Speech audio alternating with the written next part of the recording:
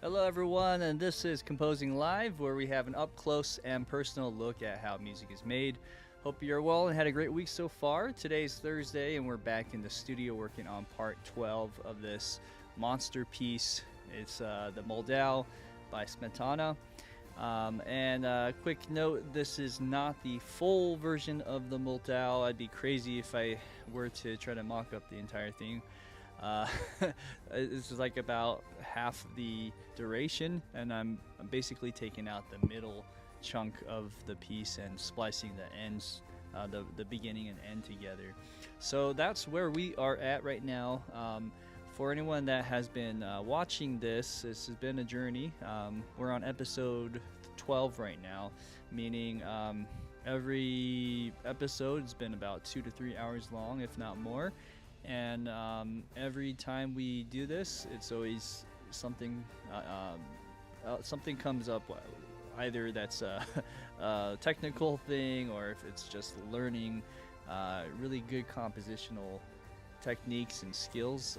It's always a journey. So it's been fun for everyone that's been joining me on this journey. I welcome anyone back, and just as far as where we are now, we are at the very end section. As you can see, sort of in this window, we have this entire chunk from this location. Well, even from the start of that too. So I should say from here to there is done pretty much. We still need to polish a lot of this up, but all the notes are inputted. So then we have to work on this last section. So as a recap, I've been playing it from the beginning sometimes, and other times we've been playing it from more of the middle. So I'm gonna just for the sake of time today, I want to maximize our time. I'll go and press play at score measure 271.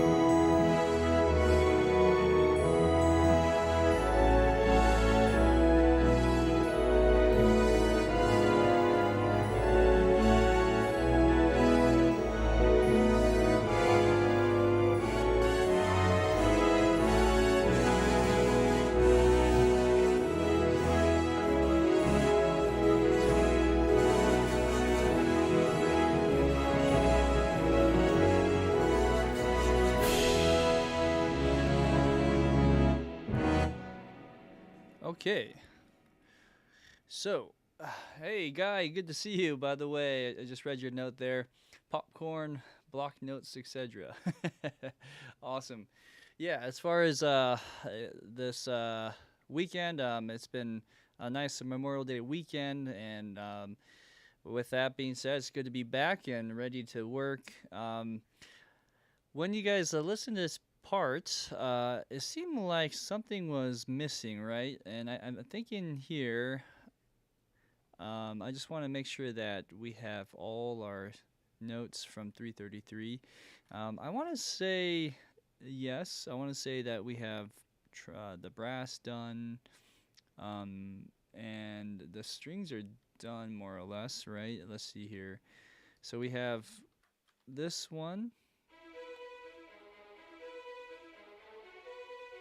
Interesting. So I'm just gonna double check everything from 333 to 359 to see if we have all our notes in. So let's go ahead. Excuse me. Let's go ahead and look at the score and see where we're at here. So at 333, there should be some violins, right?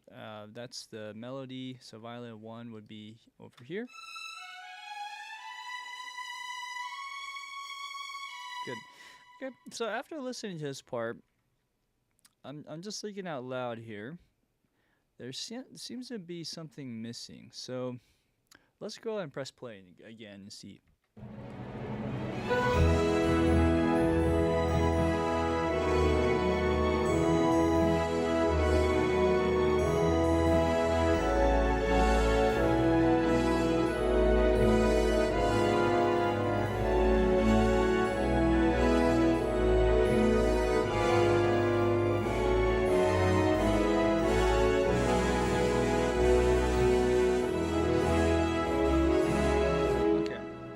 So maybe for one, it seems like the brass is quieter than the woodwinds, which in some ways we could probably shift it the other way, where the brass, especially some of these high trumpet notes, um, needs to really pop through. So for one, let's do that and see if that helps. I'm just gonna do a quick change here, just on a global front. Just do this. We'll boost it up about, let's see, 10 or so. And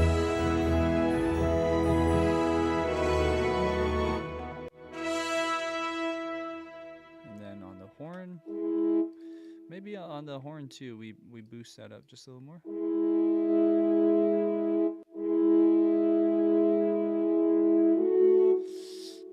Maybe not so much. And then we also have this horn. Maybe this one boosts that more.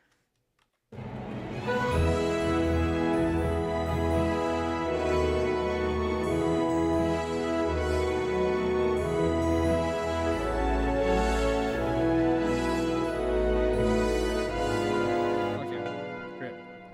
So either we boost up the trumpets even more, or either we layer the trumpet or switch it out. I think I'm just kind of curious to see how a different trumpet would sound if I were to choose something like the Jaeger one.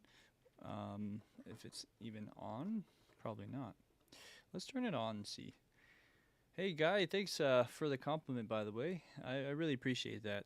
Yeah, I'm gonna work on that piece a little bit more, and just to get it to be finalized in my mind, to get it out on Spotify and other places. But I thought it'd be great to, post it out there, out in the YouTube world first, as far as the Memorial Day and as a commemoration to that. But yeah, I'll eventually will be issuing that out on Spotify at some point in time. Okay, so with that, let's go ahead and try moving some of these notes down here, and let's see how that sounds. So I gotta see who's who first of all. Let's see here. So this one here is the top one, looks like, and it's a little bit confusing actually, because I for some reason have two of the same things going on in the trumpets. So that's telling me, am I doubling on accent here? Let's see here. So maybe these notes at the, interesting, these bottom notes, maybe I should mute for now. I think I may have done that on purpose last time. Now that I remember, maybe I doubled it up or something. But I'm just thinking maybe I don't do that and just use a different library altogether and see if that fixes anything. Okay, so let's do that over here and try that again. Okay,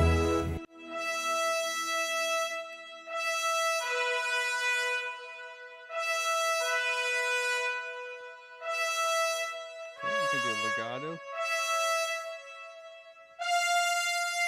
Okay, let's just hear how that would sound. It's probably a little loud.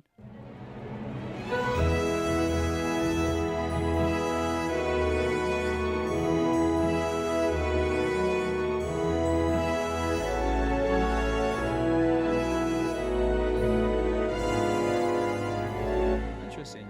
You know, some of these just don't really pop through as much. Anyways, these are things that I'm toiling back and forth on. So we'll spend a few minutes on this section here, but I don't want to spend all our time on this. I think what will help as a shortcut is just to listen to the reference track, and then let's see if anything else stands out. Let's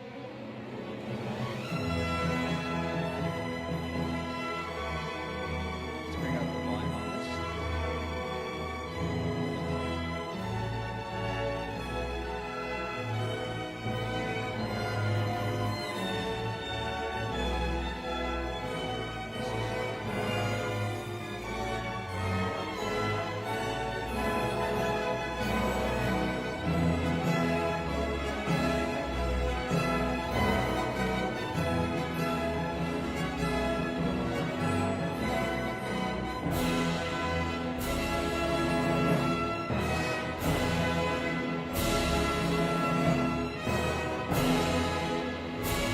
Interesting. Okay, so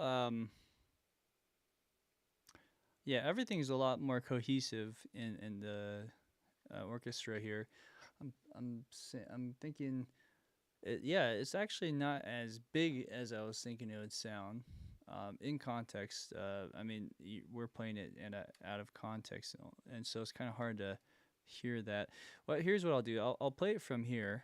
I'll go down a few measures like this.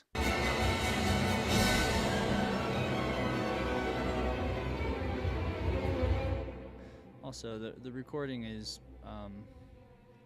not as stereo.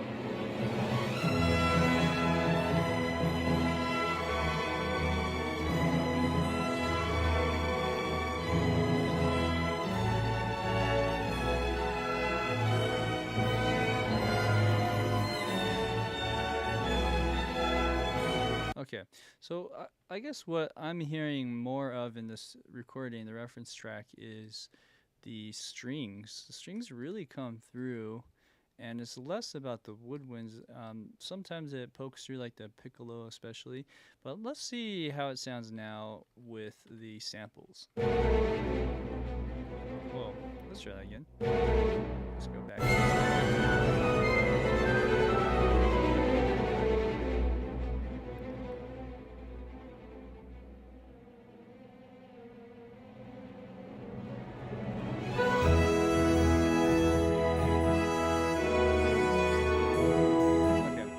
So, you know, what we could do better is take the samples of the violin 1 and just make it sound a bit more aggressive. And if we can get that to sound more aggressive, that could really help us achieve that sound that we're lacking right now. What would help is picking out like a different library such as Pacific and using their Marcato patch, although this is not the one I was thinking of. Let's see if I can put it up here. I'm going to turn this guy on. Okay, so let's put it here, and let's move this to the Marcato patch. Although that didn't want to... Oh, okay, I did the wrong one. And if you layer that with the other one, that should kind of help smooth things out a bit. It's a bit loud, so let's just bring that down as well in the mix, maybe like that. Okay, and that solo. Okay, let's unsolo for a second.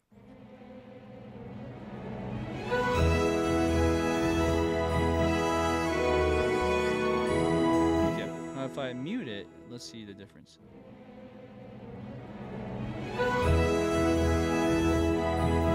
Yeah, so it's missing that edgy violin bowing that we're lacking here. So yeah, I think that really helps. Let's put that into the mix, and then let's maybe balance the woodwind just a little bit.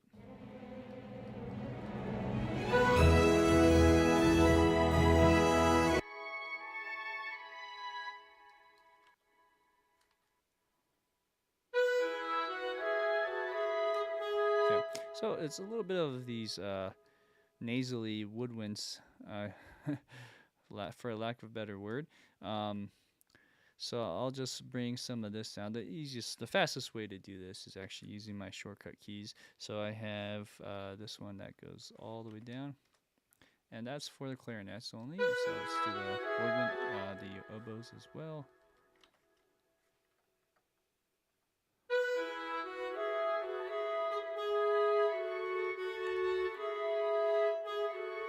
Okay, all right, let's press play.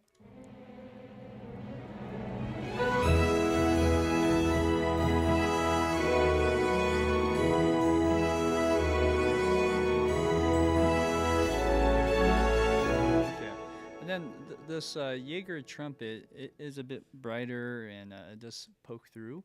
But I'm actually thinking, what if we muted this, go back to the Spitfire version, and just see if that if we kind of A/B back and forth, which one sounds better.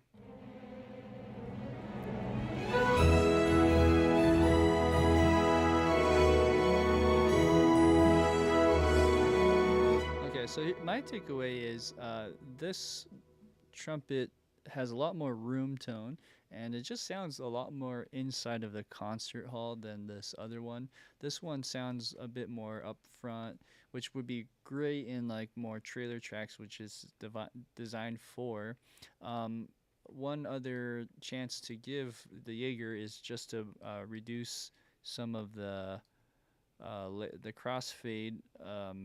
So I believe there's only 2 samples that it's using. I could be wrong. Maybe there's 2 or 3 or 4 even. But usually if you go kind of in the middle, it's softer. So then you have to bring up some of this.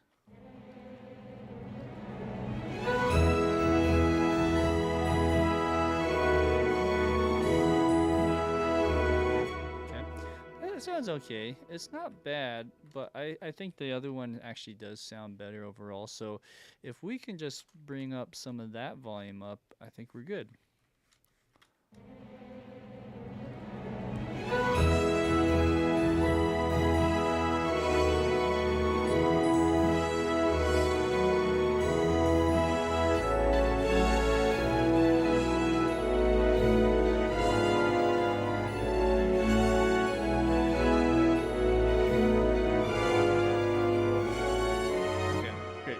And the only other thing I'm hearing now is a slight compression that's happening in just the overall mix. Of course, I have a limiter on, and of course it's buckling quite a bit. As you can see here, it's negative 11 dBs. So you can I can definitely hear it right away. It's pretty obvious. So that's the problem. So then, what can we do about that? I think because of how loud this is, and I mean, you guys can hear it a lot better when it's louder, right, on your end. But for the sake of this and the amount of gain reduction that's happening, I might have to bring it down. It's going to sound a little bit quieter to you guys. Just, I would say, at this point, bump up the volume on your TV speakers or your headphones or wherever you're listening to. And we're going to have to just bring it down.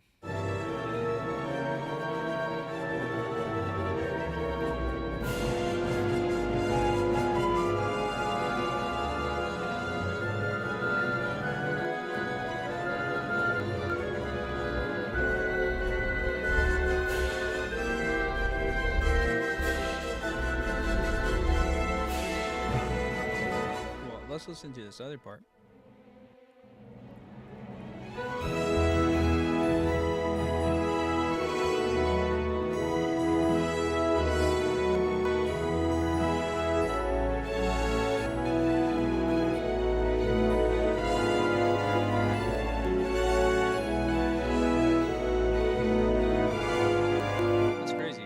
So I'm assuming that the gain reduction is happening with the string and the brass. So let's see here.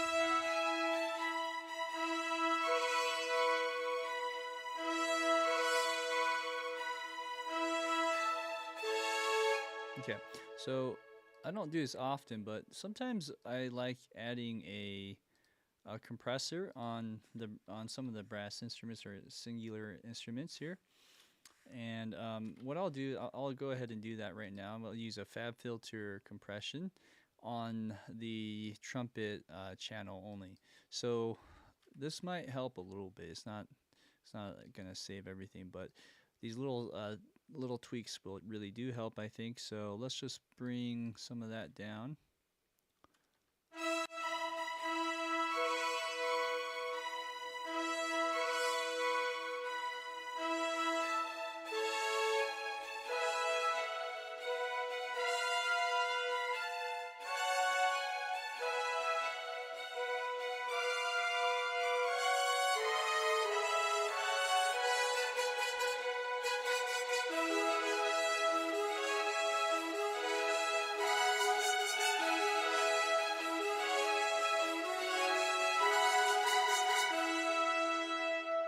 Okay, and you can kind of see it in here too.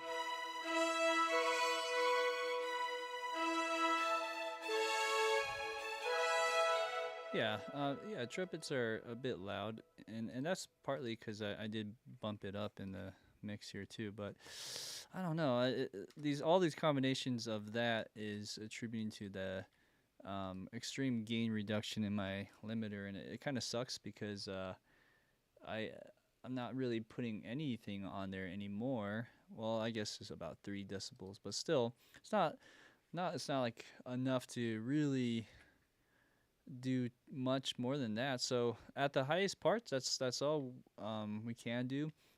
Hey Sam, by the way, I see that you have gummy bears. Great. I was saying earlier that because of my limiter is really pushing hard and compressing hard here, what we need to do is bring it down the gain on that. So it's probably sounds a little bit quieter relative to my voice now, but just I would say bump up the volume a little bit, and I'll try talking less. We'll see how that goes today. Okay, so I think that probably solves what I was hearing in the mix. Something just sounded off to me. It was a bit more woodwind than I wanted. Okay, so now we are at the score measure 359, I believe. Cool. Now, with that being said, let's look at a few things.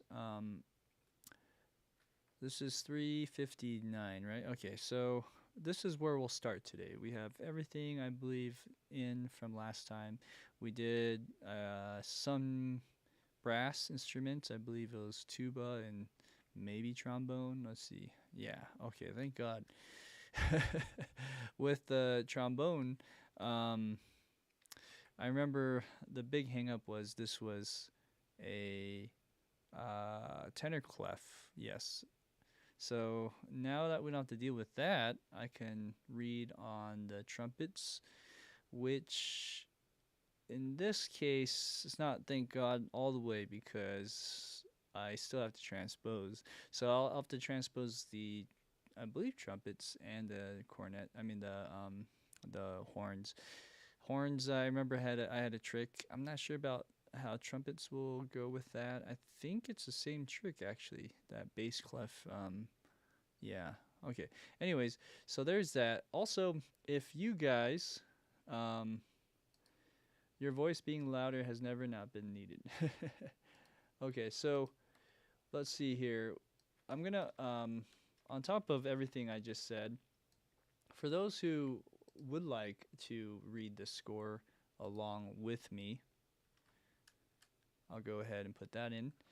This is a link. This is something that hopefully on both ends with Twitch and YouTube. For those who are live, you can click on it and it'll take you to the download link for the revised score. Is everything that I'm looking at. You can load it onto your iPad or your laptop or whatever, and look along with it. You can even print it if you want. But anyways, I think it would be nice if you guys want to read along with me on this. I do mention score measures quite a bit, and it probably doesn't make sense unless you have something like this to read along with. Okay, so all that being said, let's do the brass. And with that, we have the trumpet. We'll do horns first. So kind of to recenter myself here, I'm just going to move all this over here. The top one is horn 1, and this is horn 2. So let's go to horn 2, 359.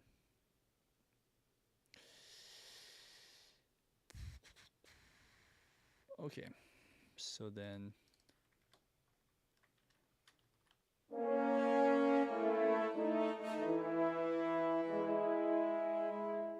okay, so I have like the first 2 notes, it looks like. So then let's just keep going from there. So it looks like I have both notes in here. Interesting. And why is that? Is it because horn? Oh, okay, never mind. I knew that. So we're looking at the bottom voicings. This is transposing a 6th below written. So I have C's, but it's actually E's sounding. This is correct. Okay, all right. Let's move on.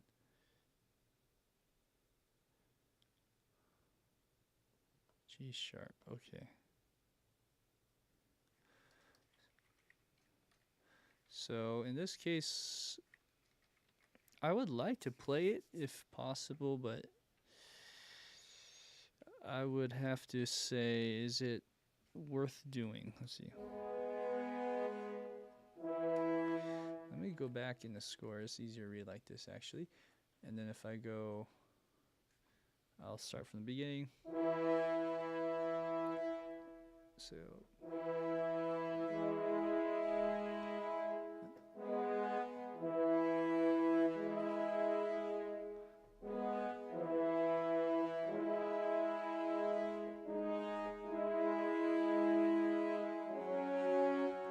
What note is that? That's actually F sharp and at E. And then next is, or no.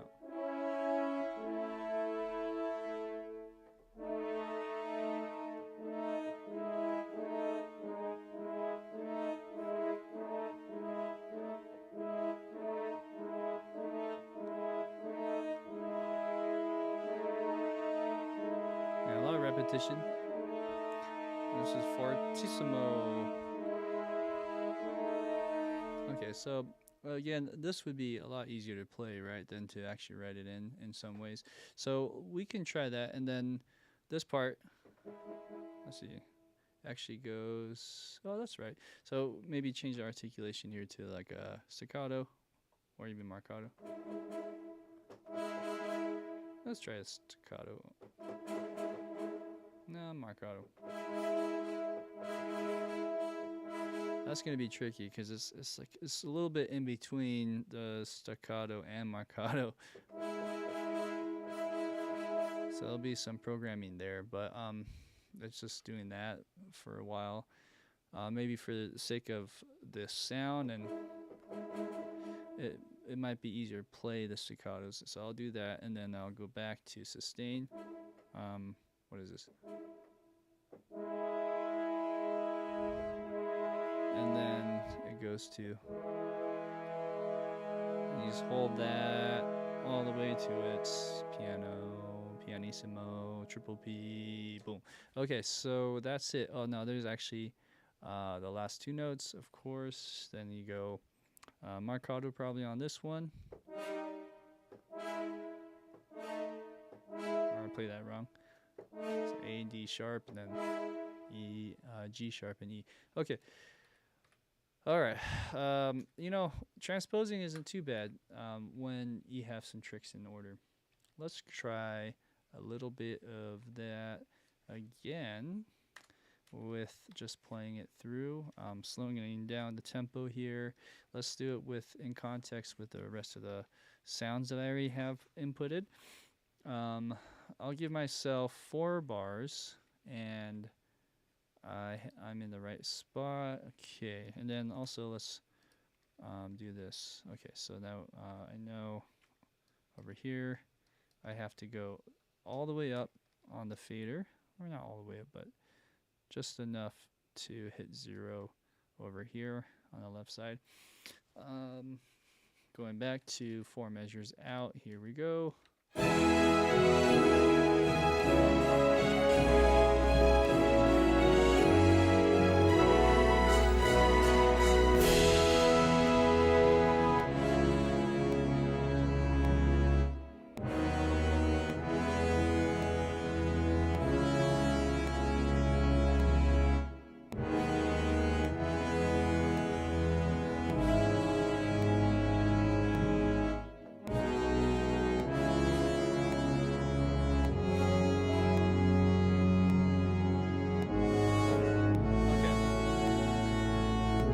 So that was kind of a practice. I also was on the marcato articulation.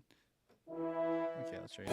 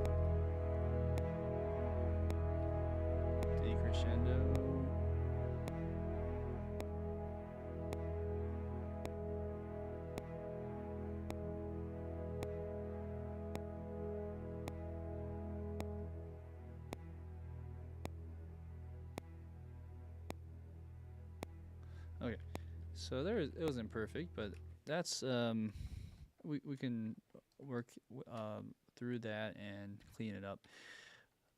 I want to make sure that I stopped at the right spot. This is score measure 418. 418. Let's see here. 418 is Not quite right. It's actually I was 2 bars early. It looks like so.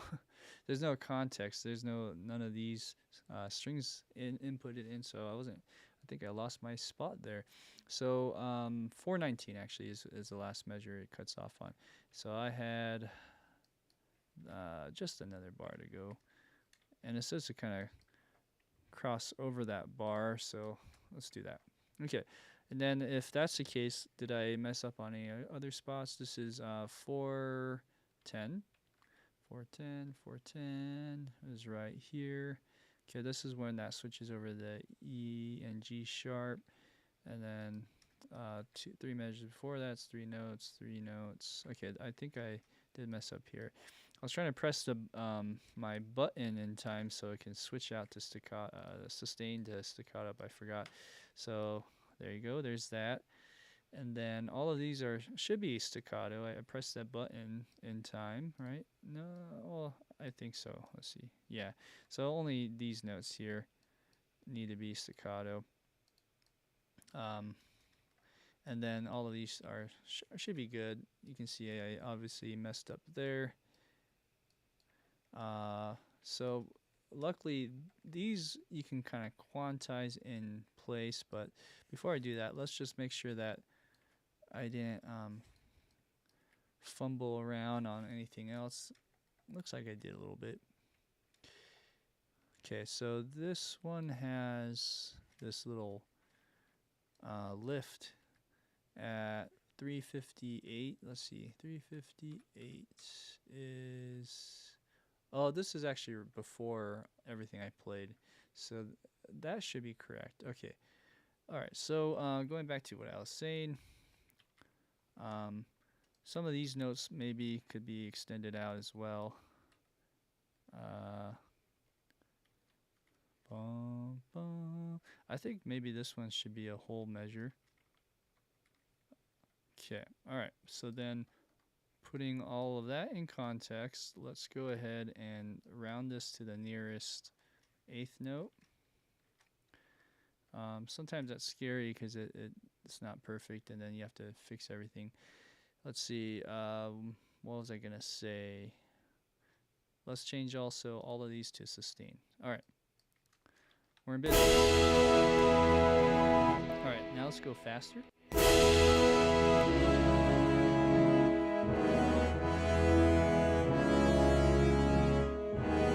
Okay, so anytime it does that, bum, bum, bum, so maybe cut off a little earlier.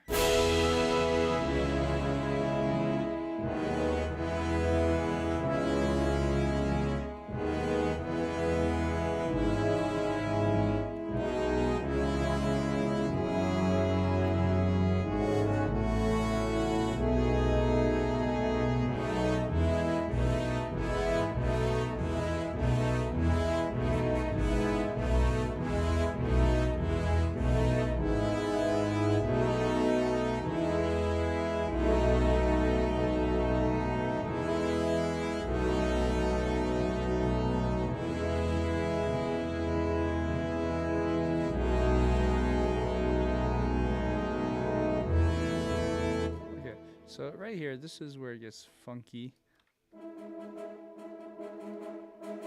So this is where programming might come in handy here, and some of these notes could be marcatos instead. Even maybe the first note. Let's see.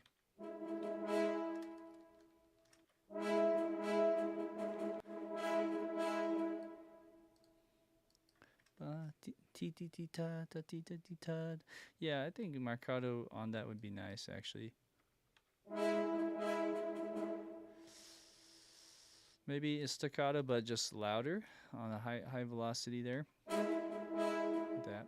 Dun, dun, dun, dun, dun, dun, dun, dun. So a lot of that's the same. We can just copy that over.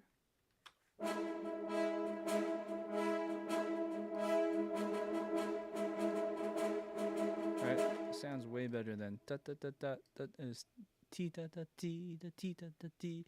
A little bit of an extension there would help. maybe some of these can be louder than others. I'm just gonna randomly pick that, maybe this one too, and bring up some of the velocities.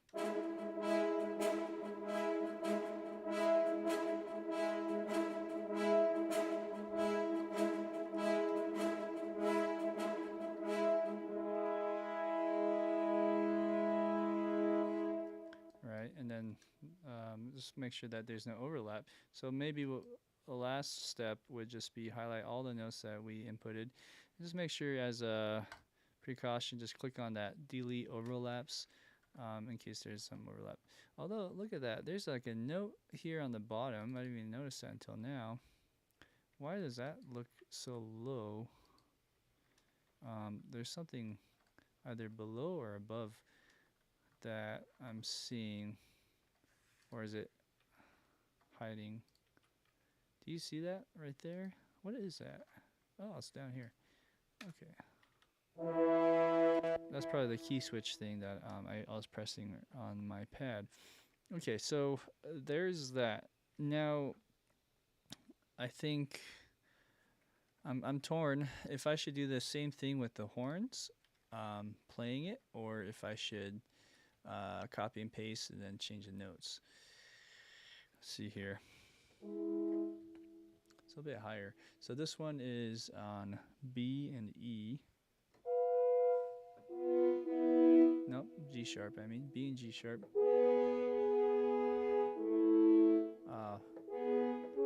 Yeah, that's actually B, so.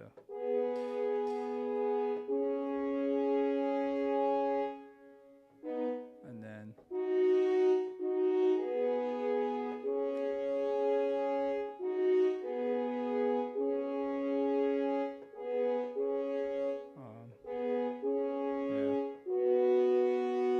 Is that right? No.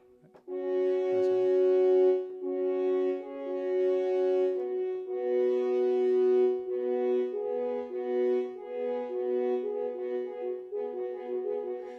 And so on. Let's try playing it. I'll just do a quick practice run. And why not record it too in case I do it well. I'm just doing, should I go fast or slow? Slower the better. Okay.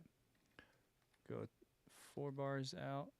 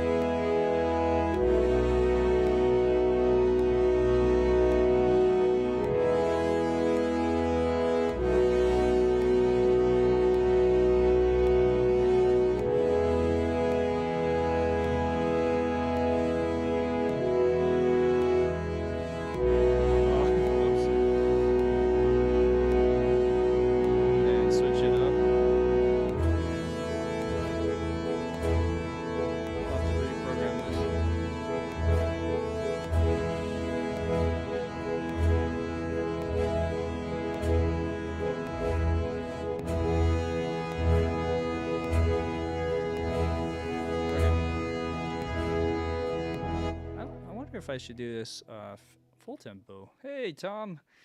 Congrats on the Murray Symphony piece. Oh, thank you. I appreciate it.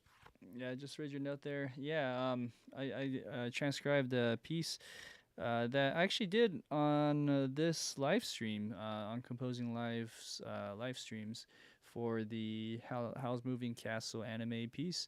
and it got picked up. I just posted that on the Arrange Me website, which is hosted by Hal Leonard.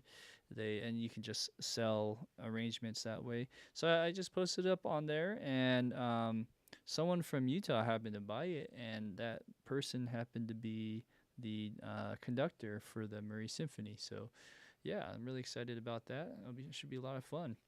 Okay, so let's go ahead and try playing this a little bit more accurate, but also at this live tempo. The only problem with this though is there is a little bit of wonkiness in the tempo here, the tempo map, and that gets a little tricky. So I can try it and see if it's doable.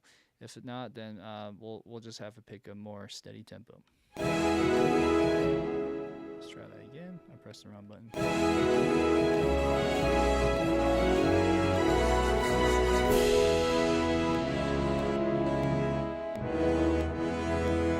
That's doable. I just gotta find my spot. Here we go, straight.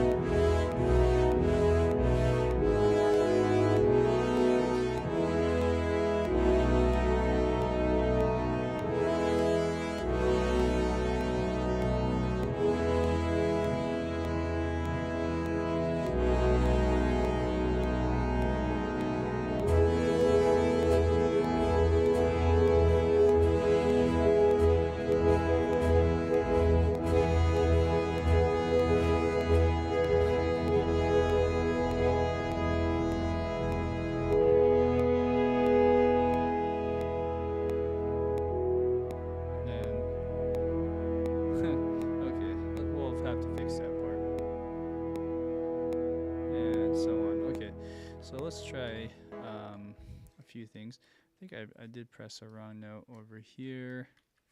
See, recording is nice, but then it's messy sometimes with all the editing.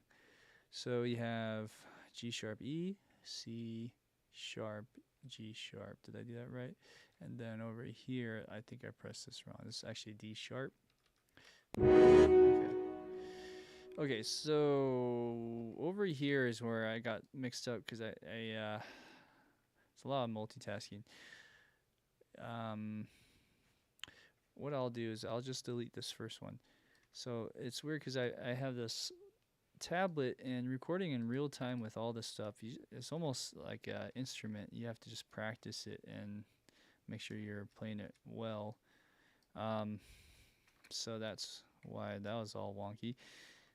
So then I think this needs to go here. Okay, so let's go over here and just make sure that this looks good. So it should be done T ta ta ta ta T or T ta ta ta ta T ta ta ta ta. So a little accent on this part. I'll put that up in the staccato. Boom, like that. And then we have this. These are not all marcato, just the first hit. After that, these are all softer staccato, so to speak. Okay, it's a bit, yeah, it's just a bit, what's the word? Kind of mushy. It's a bit mushy. It's not very precise. Maybe, yeah, by bringing up that velocity on the marcato will help. So let's try, oops, that much.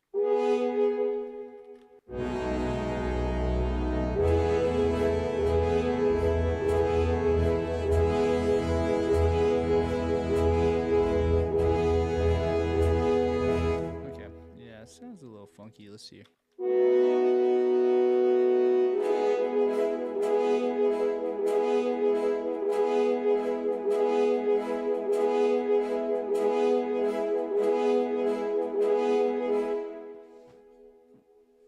timing thing to me.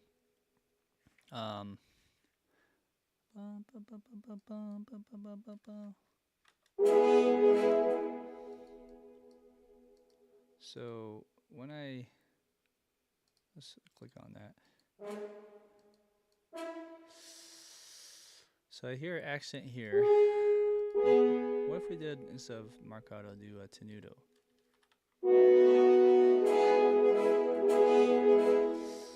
I mean, let's delete all of this.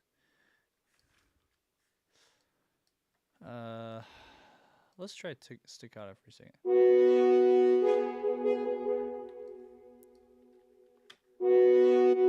And then going back to here.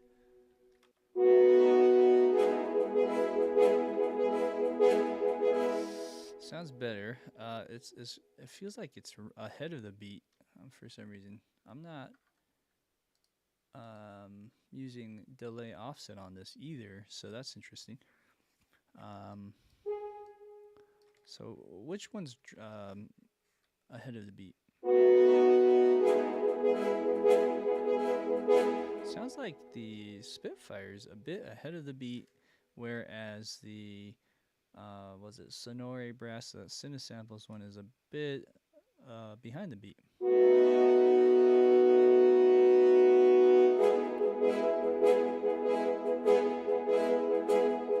Yeah, it's still ahead of the beat a bit. That's interesting. Okay, I think we fixed that to some degree. So the relationship there is still relatively intact if I just did the duplicate thing. So that's interesting. I think that will help, just pushing that in front of the beat, or not in front, but pushing it ahead of the grid, which would essentially be behind the beat. So then over here, all of these notes that I inputted with the keyboard, let's go ahead and fix that real quick, like so.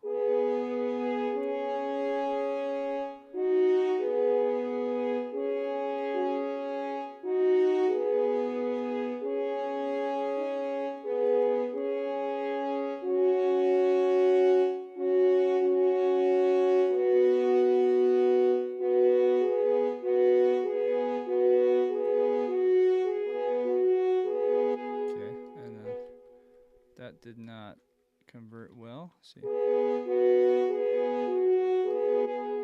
Oh, I see. So this is overlapping. Okay, so on these ones, it's kind of nice to give little gaps here and there and make it a little lumpy in the rhythm, if that makes sense. But if I were to do anything different here is, I don't know. What am I trying to say? I think just the timing on some of these really got wacky, so when I quantize, it's not accurate. So if I fix that, then it'll be fine. I might actually just keep some of the release times, the way it's being released, intact to some degree, because that will make it sound a little more real.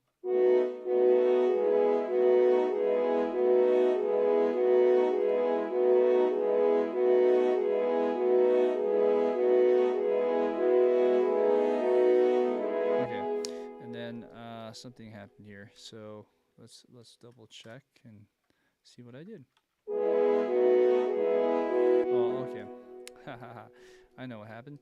So all of this, I went ahead, I did one too many of those measures. So let's go over here and let's go to,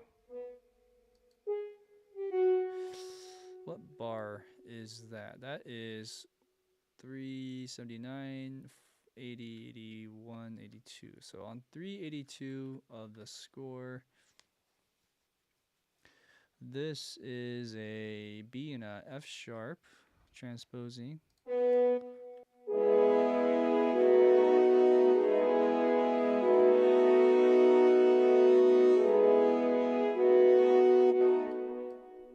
Yeah, we should probably go as far as we can. We do need to put some breath spots, breathing rooms. Um,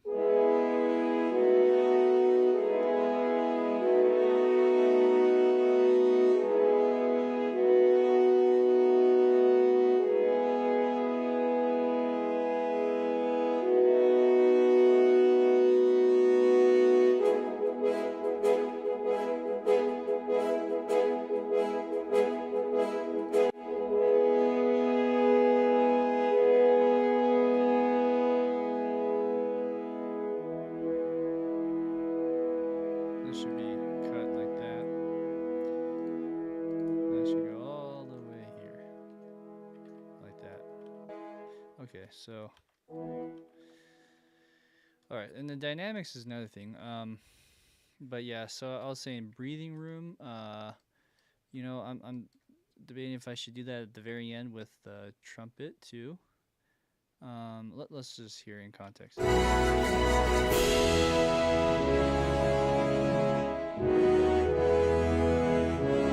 was pretty good right there.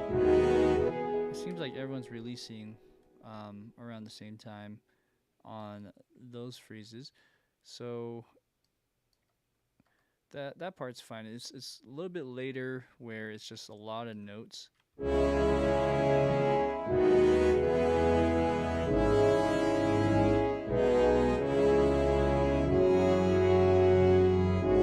right here. See how this one keeps going? We don't want that.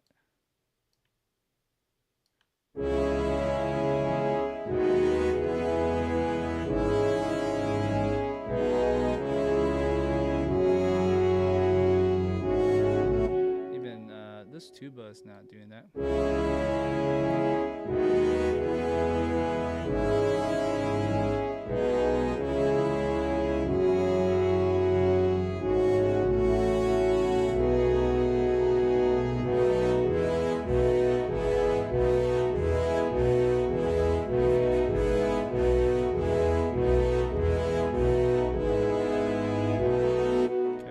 So right about here, we need to do something. Yeah, I did see that Cubase had an update. Oh, today? Yeah, actually, yesterday I saw it, and so I actually did the update already. I'm actually on Nuendo now. Ever since Nuendo made some changes on how the appearance is, I thought, you know, let's use Nuendo because I've been meaning to take advantage of some of their stuff. So on top of that, I'm on Nuendo now. But yeah, Nuendo also has same updates, I guess.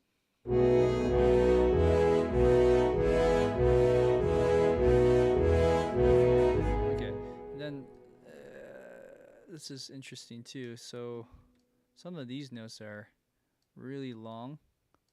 But ideally, yeah, like if the players were to play this, you do want it to go to the end of the bar, but this is asking a lot for a brass player. So putting a little bit of breathing spots, and I don't know exactly where, because I think every player will breathe in spots differently, called like staggered breathing, kind of choral trick, but I think there's probably some staggered breathing here. So that part is also another thing to think about. I don't know how to approach this the best.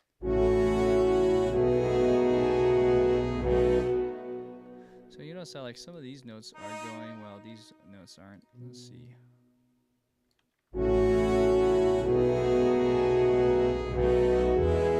Yeah, I think I like that. Okay, so then let's see. Let's go up on some of these volume.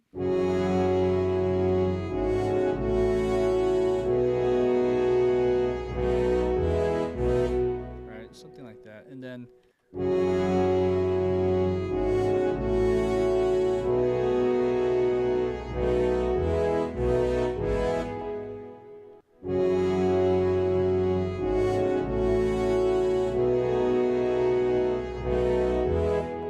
that didn't record over. That's weird. Hey, Cheyenne's here. Hello, hello. Good to see a lot of familiar faces and names. Hope everyone's doing well. Let's see here. Like that. Boom. Let me try that again.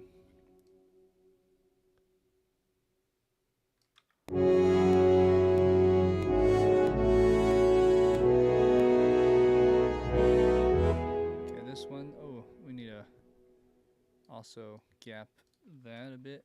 Okay, let's try again. You know what? Let me double check this. Nope, this one. Ah, okay, replace. That's why. It has to record over it. And where are we? Okay, so over here, let's fix that real quick.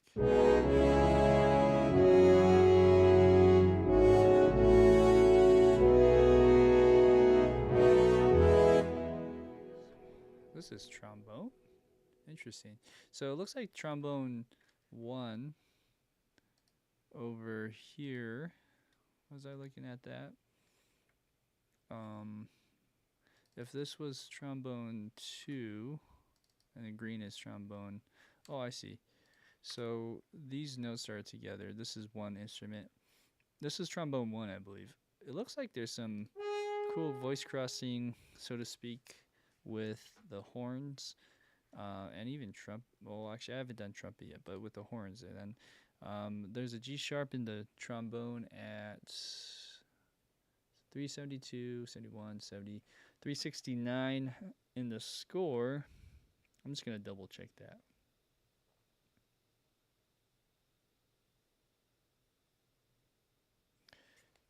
Okay, so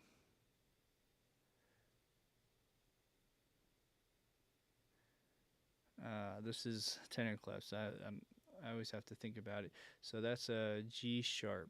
Yeah. Okay, just wanted to double check, make sure that this was a G. This G sharp was correct. Sometimes when you see voice crossings, I mean, it's not always that it's accurate. Or I should say, you shouldn't rely on what you inputted first. It could be a mistake. So usually that's an indicator there might be a mistake. But this looks good. Look at these notes as well. This is an F sharp in the bass line. Over here we have a F sharp, an E, and a G sharp. That is fascinating. That chord would be considered like a F sharp 9 chord, right? With a 7. And assuming with trumpets play maybe the inner third there with probably a, so, or A sharp, so the major third. Okay, although look at this, there's a A and a G sharp. That looks like a mistake. Let's just double check that real quick. So this is the horn. Okay, yeah, I might have probably made a mistake here though. So on the next measure, this is 370, right at 370. Horn should be playing, let's see, a C sharp. Oh, actually, this is not a G sharp. It should be, I'm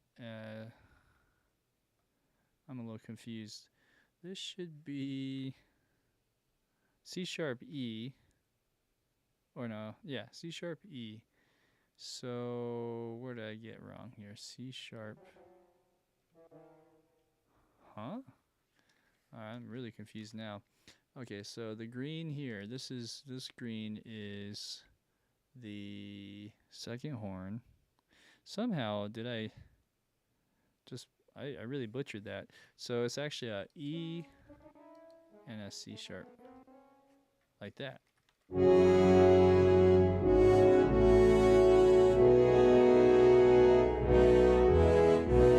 Okay. There we go. And then so does that mean this one here is also wrong? Let's double check that real quick. This G sharp and E is correct. Actually, it should be No, that's D sharp. Okay, never mind. I take that back. These two are correct. And I'm assuming the rest is correct too. Let's see, G sharp, B, B, and G sharp. Interesting. Okay, so these B and D sharp, B and D sharp. So these ones actually I played wrong. B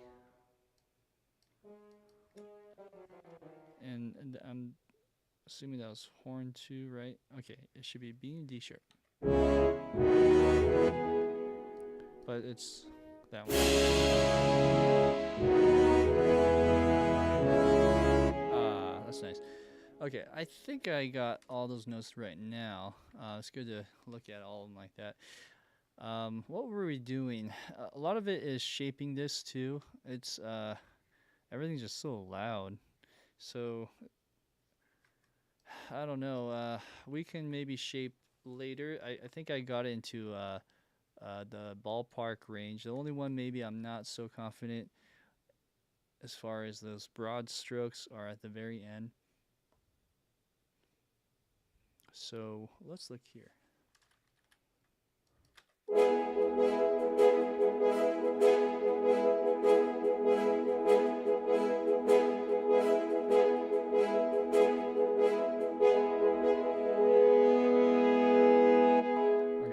So yeah, that didn't sound right. So that should move together. That did not move together.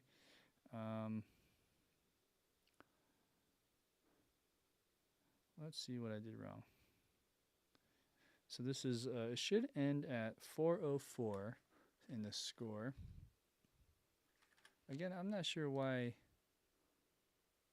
Oh, the ID is showing up. Okay, that looks kind of confusing. So what I'm gonna do real quick is, this is the Nuendo thing I was telling you guys about. I switched over to Nuendo, and by doing that, there's some things that might come up that are a little different looking, mostly in the looks here, but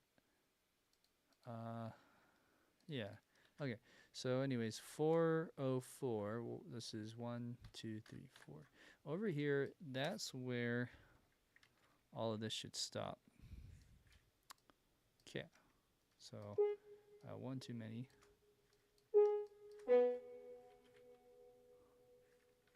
Like that. Okay, like that. And then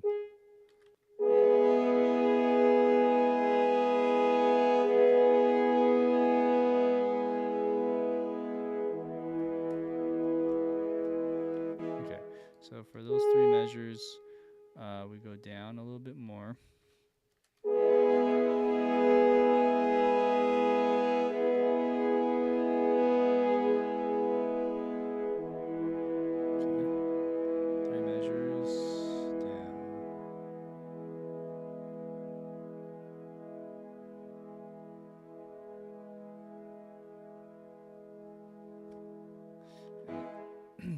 And I might have also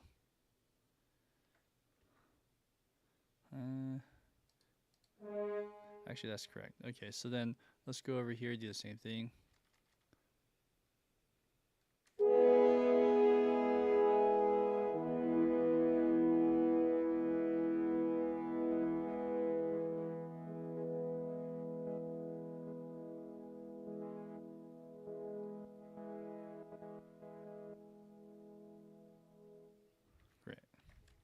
Thank you, Cheyenne. I just saw your note about the composition note there. Yeah, thanks. I appreciate that. Okay, so let's go to the next part.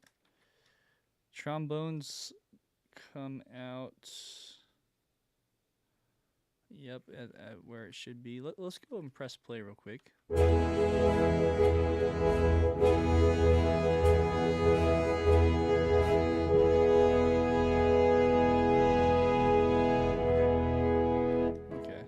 Good then. Somehow these notes went off. Oh, I remember now. The reason why I have 2 of these tracks is because the tuning sounded really weird. So I had to do something funky. I remember now. I remember that. Okay. Yes. So horns are done. Well, actually, not quite. But then maybe I should just save that for the very end, actually. Yeah, let's save that for the very end. Because I didn't do that for any of these either with the brass. So, and that'll be quick. Those are just two notes. This very end thing that I'm looking at is over here on 426 is T, ta, that part with the whole orchestra. I'll just add that in afterwards. Okay, so let's do the trumpets. Trumpets are this and this. So let's start with a trumpet 2. And similarly, maybe we just play, record it and capture the notes and all that. It's just something about it. If you can have an opportunity to do that, I would say do it almost always.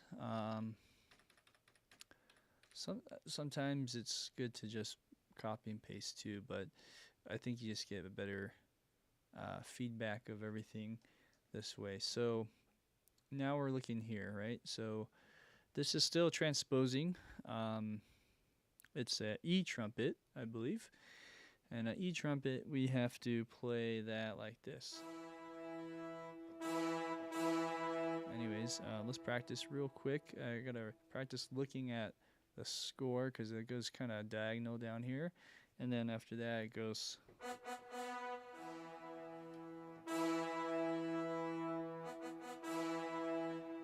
And then.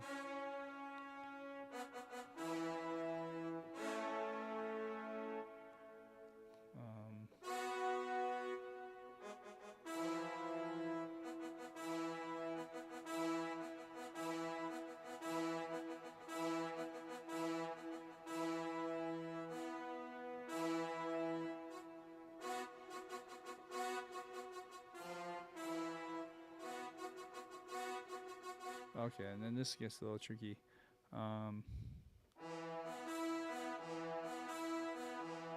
That's interesting. So the bottom voice, trumpet 2, goes. And then the top voice goes. But together it sounds like this.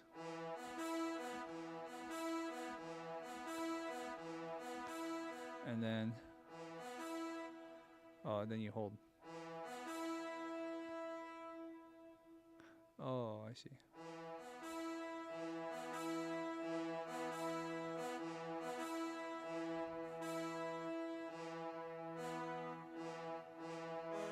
Oh, actually it goes.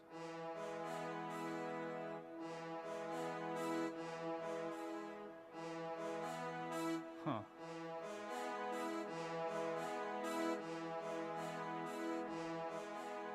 There's a little bit of a holding there. That's interesting. And then you do that until there. At 404, it goes. Is that right?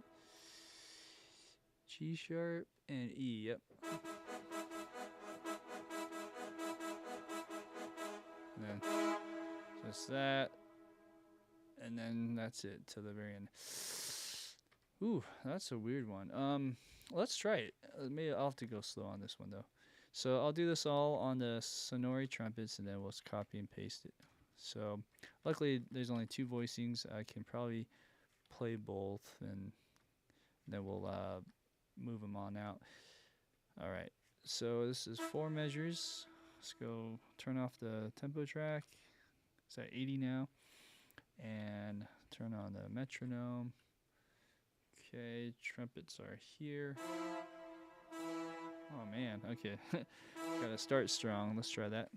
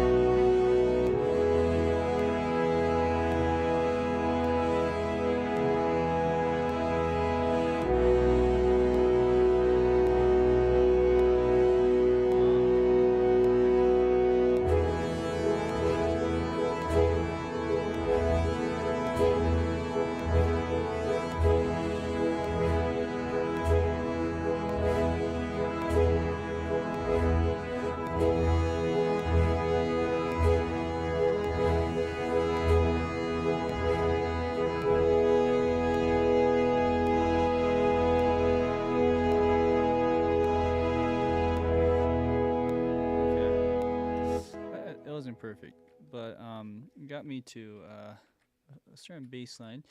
Didn't mess up on one note, which is somewhere here. I messed up, or was it?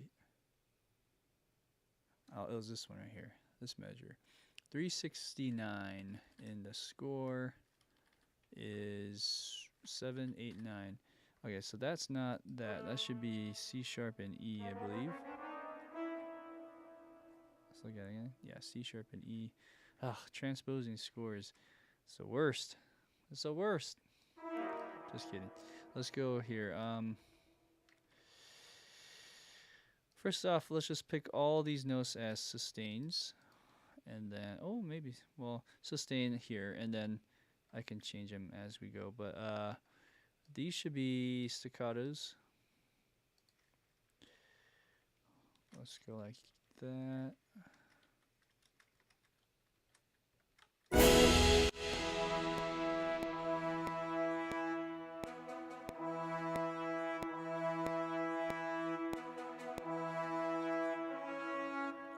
Okay, good. Da da da da. And then notes that are really off. Let's just make sure that's good. Now, did I mess up here? So it looks like there's nothing at this measure. 370 should be something, no? Okay, there's 2 measures of silence. So what does that mean? Yeah, that's actually correct. So let's make sure.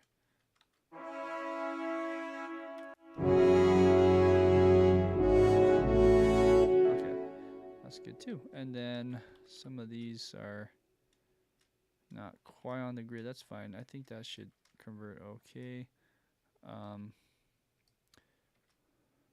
Oh, hello. So what is this? Oh, okay. I remember. I played that kind of funky on the first time. All right. Next was one other part I messed up on was, oh yeah, here.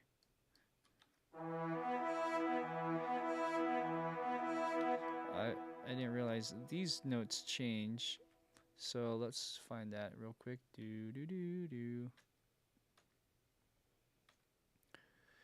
So midway, when that chord changes here, it goes to B, B, F sharp, B, B, B, F sharp, B. And then again, these are played on 2 voices, with the middle ones being in trumpet 1. So these guys here, which is so weird to me, I'm going to mute them so that I remember to keep them on next on that half. And then here is, it's something similar. How does that go? You have the first 2 notes are one voice, second 2 notes are another voice. So that's funky, like this. Like that. And then these should be do do do, right? Do do do do. Oh, it should be do do do do. Yeah, do do do do. This was right. The length is right. So then these should be short. Do do do. Is it do do do do do? Oh, do do do do do do. Oh no. Okay, sorry, I did that wrong. So I actually interpreted this wrong. This should be do do do, and all of these should be over here like that. Do do do do do do do do. Should be like that. Okay, that was more of a mental hiccup than anything. Yeah, so da da da da da da, and then extend that out a little bit. This can go past the bar, something like that. All right, and then here's the last part of this. So 238 in the da, but what's in the score? 406, 405, 404. So on 404, trumpet's going dee dee dee dee dee dee. There you go. Okay, these should be all staccatos or some kind of marcato. Something like that. Da-na-na-da-na-na. We put a little more accent on the front. Da-na-na-da-na-na-na-na. So let's do that. Make sure there's a distinction on the velocities there. Maybe not this one. And then that can be further changed with the articulation. So whether that be like in this case a sustain or sorsando, we can try a little bit of that.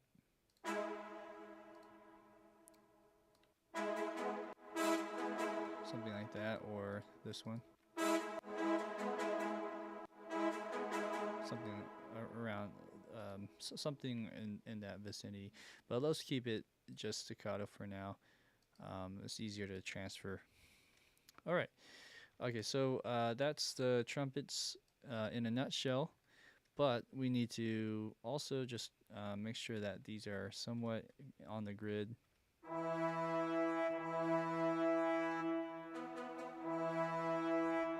Okay, and these guys can be up. What's this one?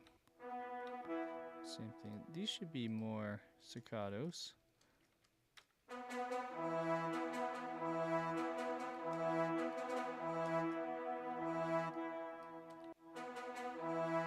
Okay. To a certain point, I think the lengths again are less important because when they're more random like this, it's nice in some ways to get a little more more realism to the feel of this. But I would say we just also want to make sure that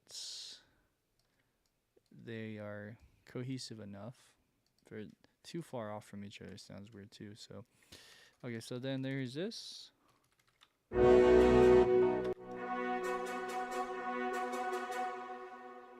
Okay, there's there's a massive tempo change.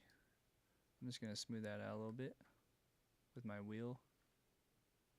Okay.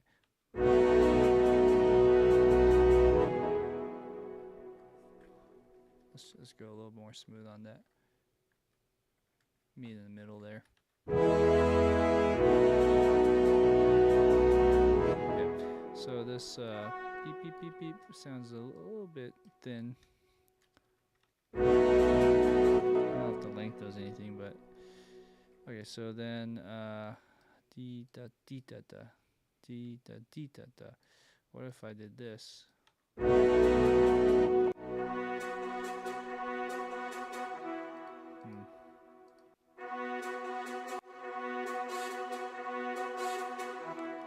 something like that.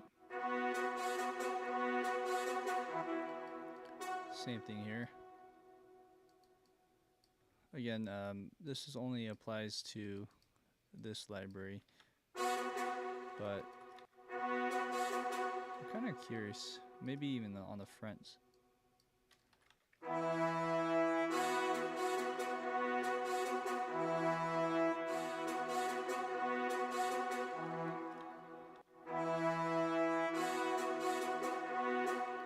Sounds a little better with that sforzando feel.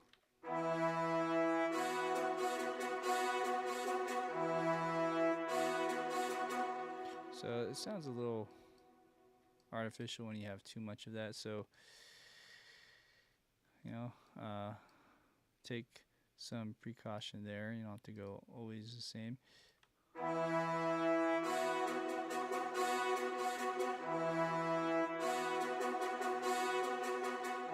Okay, so let's do something like that on that part. If everything else seems okay, so then let's go to the first trumpet part. And what we're going to do is move that on over. And And we're gonna get rid of any bottom voices. Right, like that. Okay, and then some of these might have that sforzando or not, because this doesn't have a sforzando. It won't be there in the window, so there won't be anything assigned to it. I did mute this. This is my trick. I just go here and press mute, and it inverts. This needs to go like that.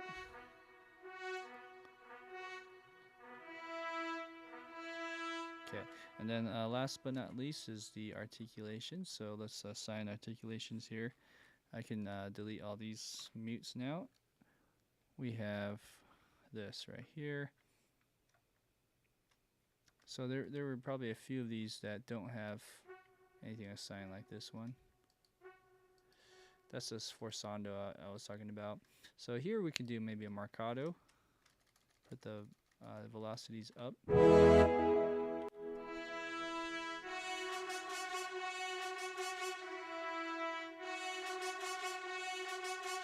Cool. And then maybe some of those staccatos are a bit heavy-handed, so let's compress some of that.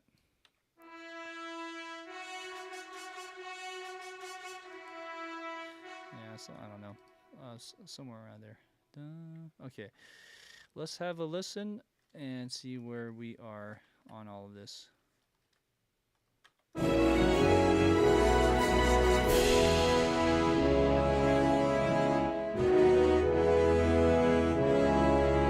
Okay, oh yeah, and also I needed to do the same thing now, so let's go ahead and delete any of the bottom voices for the trumpet.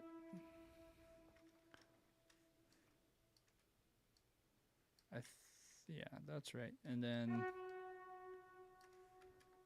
yeah, because these are sharing those Bs.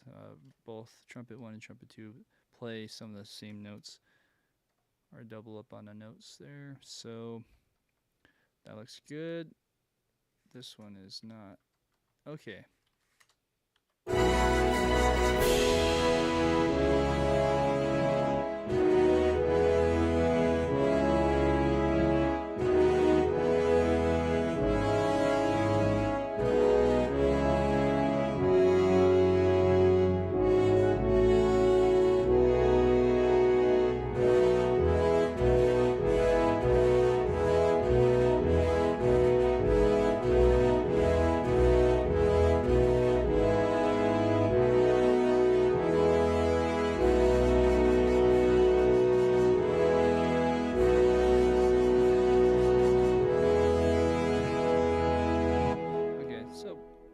Relatively, this part's okay.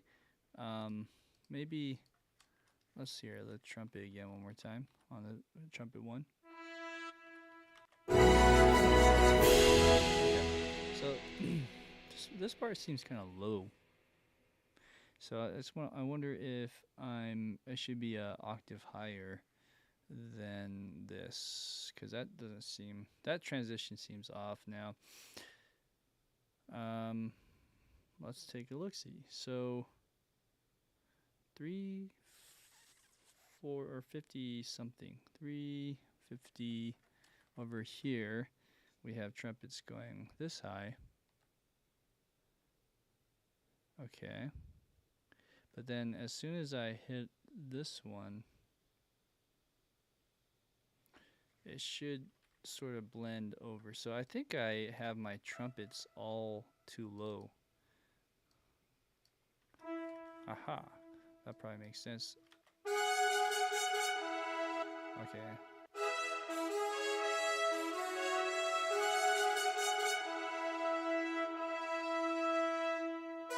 Okay, cool. And then if that's the case, we want to dun, dun, dun, dun, dun. This should be louder, if not than the previous section, because it says fortissimo. So that's funny. What we'll do is bring up all of that, I suppose, and everything, and see if that sounds better.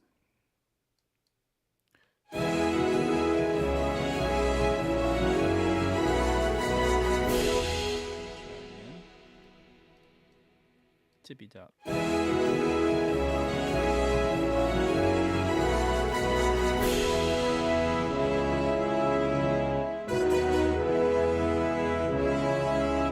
Interesting.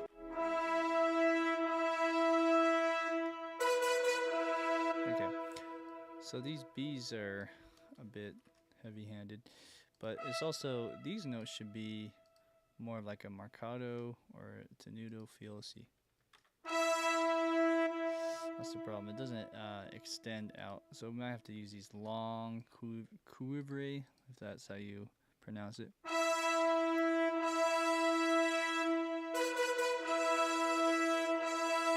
There we go. That sounds a lot better.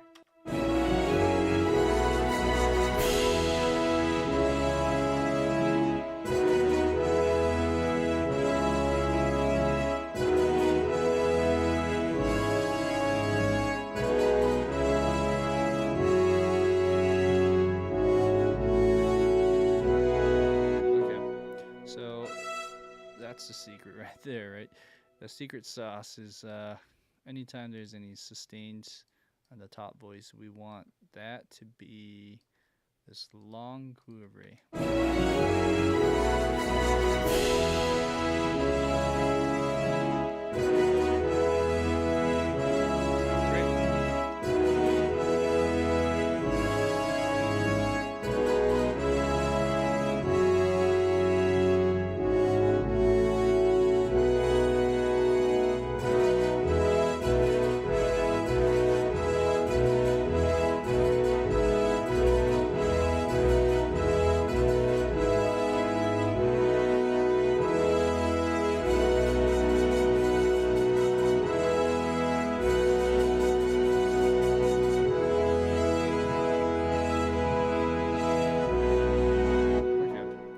Now that these really poke out more,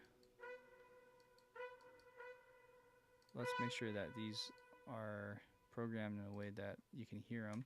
So I did the long cuivre for the longer notes above it, but these shorter ones should also be that. Maybe a little more accent.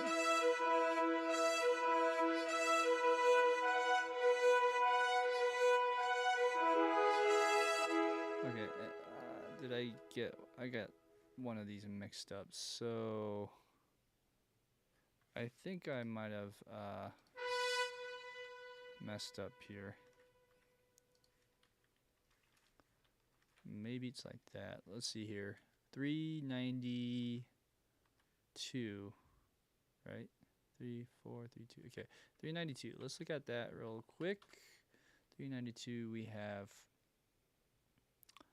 trumpets going boo-dee-dee. Yeah, so it should be the inner voices. So this one's now correct. I just have to do that for the next two. I'll just do that here, like that.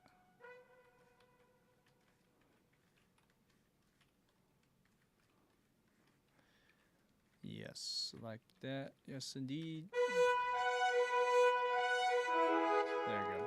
Okay, so on this end, even all this stuff, let me turn that off.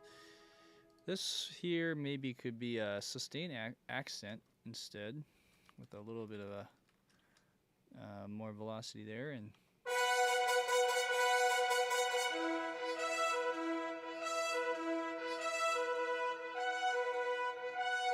something like that. Okay.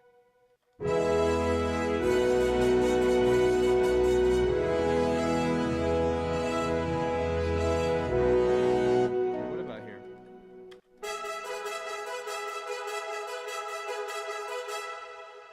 Maybe put it down. And how about this one? These should be all staccatos, not long. So maybe this one.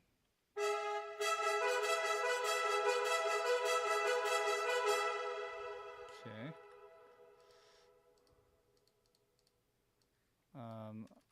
Let's try bringing down that.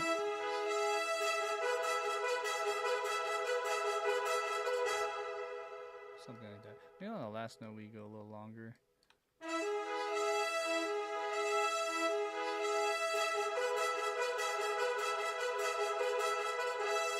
Okay, great. Now let's go back and press play.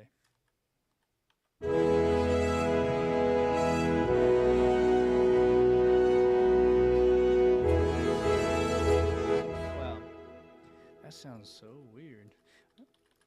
Hey Sam, awesome. Congrats. The school that you're at is asking you to make music for your graduation ceremony. Awesome. That's quite the opportunity. You should do it. So we have all this. This sounds kind of quiet here for some reason.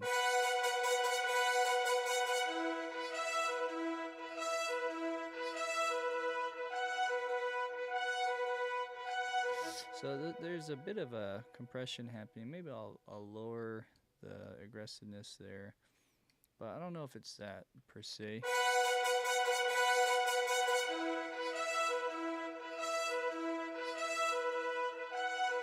Yeah, it just sounds thinner. Maybe because the velocities here are quieter. So if I bring it up, what does it sound like? There you go. And then this one too. Ooh, this is a tricky balance.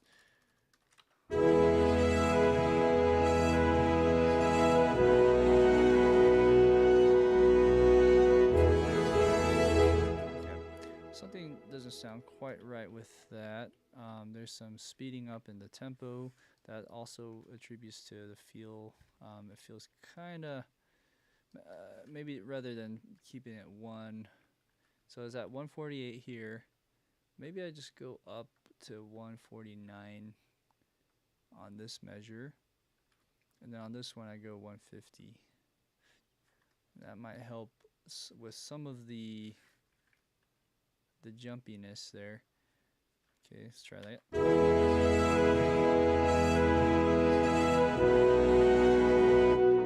Okay, on this note, it's quite high, but it just sounds so thin. It should be pretty loud. It's kind of strange how sometimes that happens. So I'll boost it up. It's not by much. I guess so. Let's see how that sounds. And then let's bring it back down to 109-ish. Around there. 110.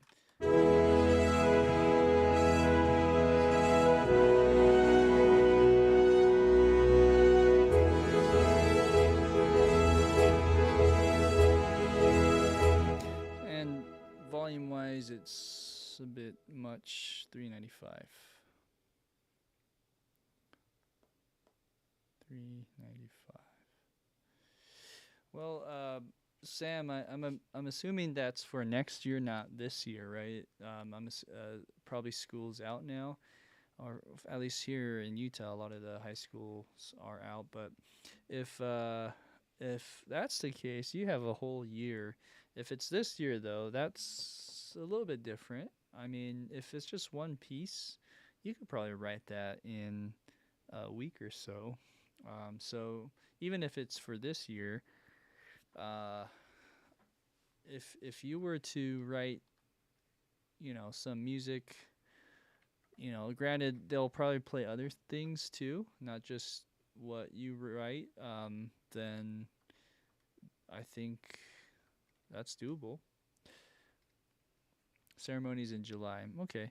Yeah, so if it's this year, I would say it's very possible. You might have to just tell them it's not going to be a lot of music. It might just be like 2 minutes or 3 minutes of music that they can loop over. Make sure it's repeatable. There's tricks to making things longer by creating like a B form kind of thing, or ABA. Yeah, but I think you can do it. Just yours, 2 pieces, each 5 minutes in length. Okay, so that would be 10 minutes of music.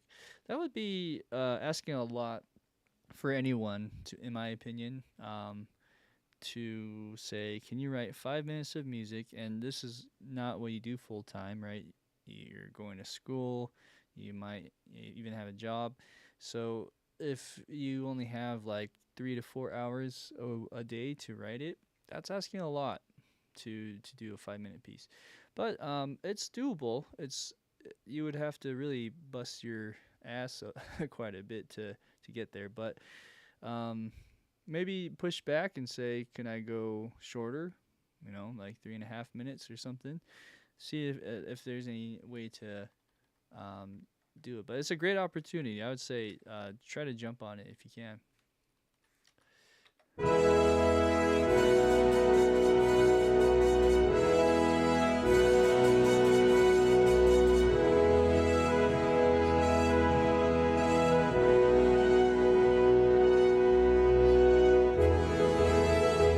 Man, what really bothers me here is this part. It just doesn't sound. Something just sounds off in the timing and also all of this. So let's see if I look at the tempo one more time. Just something about this is like really funky. A lot of it's the volume too. So what if it's bothering me so much, what if I doubled it here?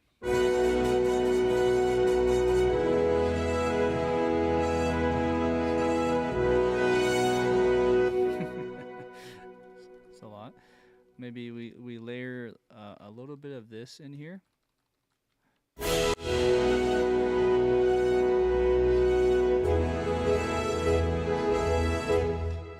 I don't know. It's funky. Okay, so that helps a little bit. And then maybe lengthen this a bit more.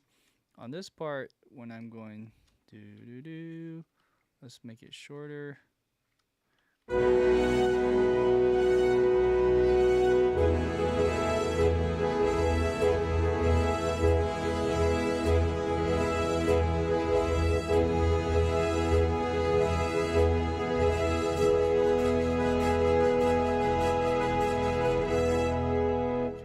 So last thing, I'm thinking, what if we make some of these notes short, like a marcato or a tenuto?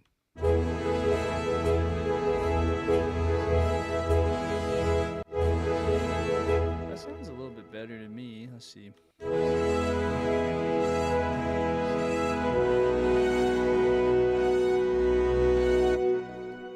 Even maybe if I change this to marcato.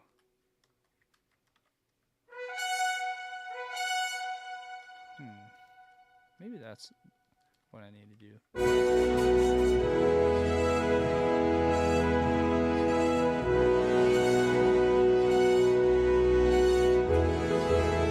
Something like that. Do I even need this now?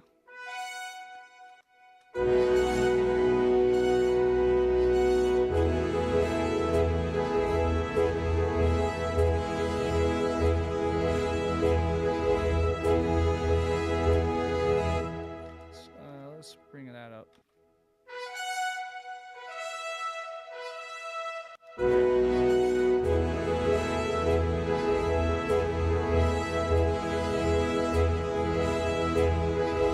Okay, that should get us to the finish line. So the other question is with the trumpet 2, is it being overpowered by trumpet 1? That's sometimes important to ask.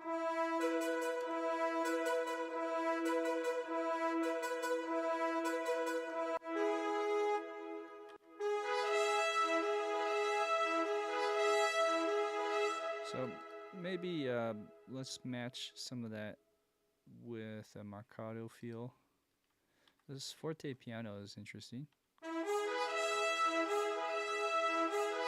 That actually works pretty well there. What about on some of these stuff then? So if I go forte piano even, because it's nice to have it poke out and then come in. It's not marcato, but it works in this context. So maybe lengthen these notes out slightly.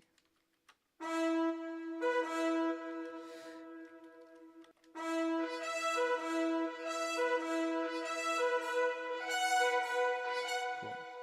Yeah, well, that sounds okay now. I was mostly joking. Aha. Yeah. Hey, that's sometimes there are opportunities that you can jump on that you can sort of modify on your terms. And so I guess in some ways, what they asked is a lot, but it's not impossible. At the same time, if you're more comfortable playing or writing something that's a little less intensive, with certain stipulations that you like, then I would say try it and see what happens. They might have even just given you a rough ballpark number, and sometimes that happens. They just kind of made up a number and threw it out there. It might be 8 minutes is all they need.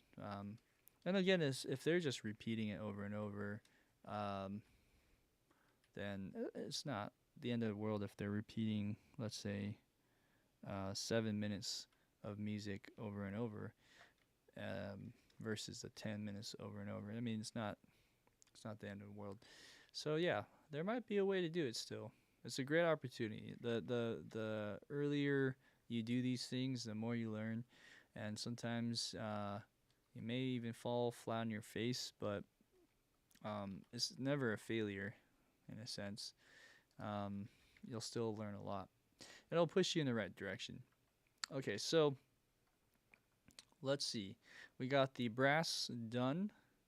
Now let's look at 359 and some of the other things. We have some woodwinds. We got the strings. We got the runs.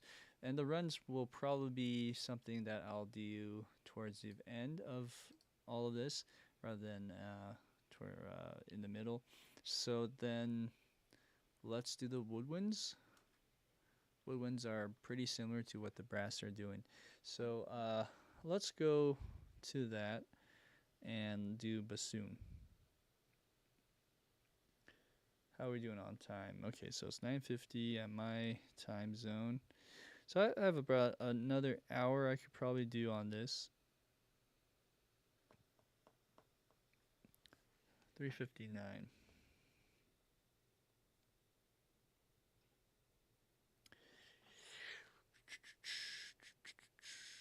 It looks like the bassoon is playing a lot of what the tuba would be playing.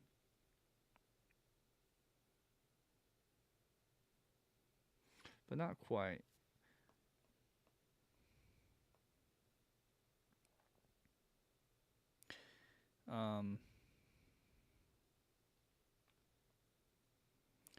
Let's look at it together. So what I'm looking at is the FG line bassoon. So this and the tuba are similar. Another way of looking at it too is maybe this is not playing the tuba note as much as it's playing, or it's the bassoon 2 part is playing tuba 1, and sometimes it's like spot on. It's exactly how it should be, and so far my guess is right. So bassoon 2, which is here, and tuba 1 could be the exact same, which in that case I could just copy and paste, which is awesome. It's not exactly, but it's close, because this one's an octave lower, and then here it's the same. Okay, here it's going an octave lower. Okay, so we could probably copy and paste and then just change some of those notes so that it matches, but it looks pretty promising. I like seeing these kind of things, saves time. Um, yeah, so some of these are octaves off of each other, but the same note, which is great. I think we should just do that, and then for bassoon 1, I'm not sure. I haven't thought that far yet, but we're looking good. We're looking good. Looks all the same notes. E, E. Okay. The difference though is it continues, and then it's kind of following more along the lines of what the horns are doing. And this continues that bass, but it's about the timbre. So it's kind of a thinner timbre. That's why the composer decided to go with the bassoon to sustain rather than like the tuba or the trombone. Um, that's interesting. Anyways, so up until 407, I'm gonna copy and paste that.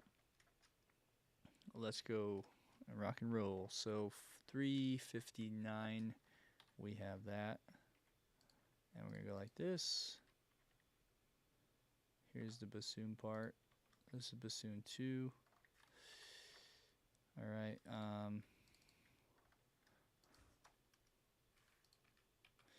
right, there we are. So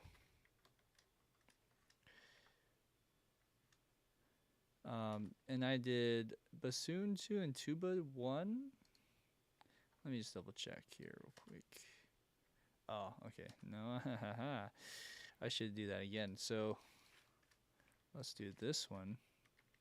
This is tuba 1, not tuba 2 I was looking at.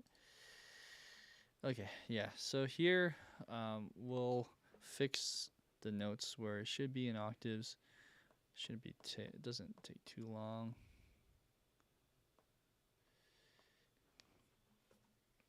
So we have E,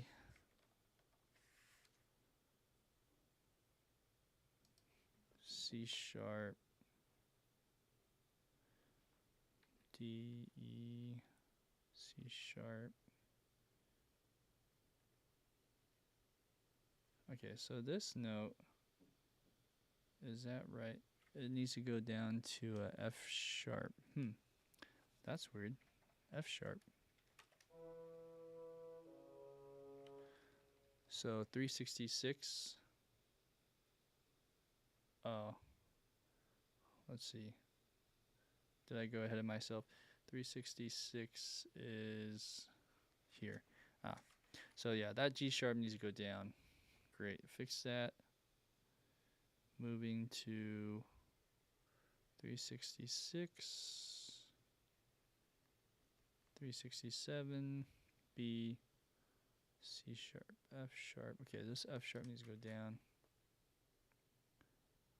Okay, this needs G sharp needs to go down. A. Okay, so there should be a B here. Interesting. Did I put that note wrong? Okay, so it looks like the tuba it has a wrong note. Interesting. I heard. Oh, okay. This is just the tuba 1. Tuba 2 is playing it right. Huh, I didn't even catch that. Interesting, interesting. All right, so going back to here, that B is good. And it goes to B, yeah, B-E. Dun, dun. My eyes keep playing tricks on me. I keep looking at a different line. Interesting. So this one's a little bit different too. There should be a G sharp here at 375 or 376. 376. Is that right? 1, 2. 1, 2. 374. Huh.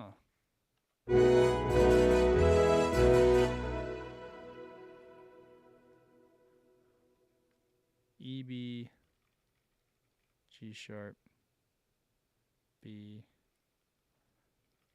E, B, E, B.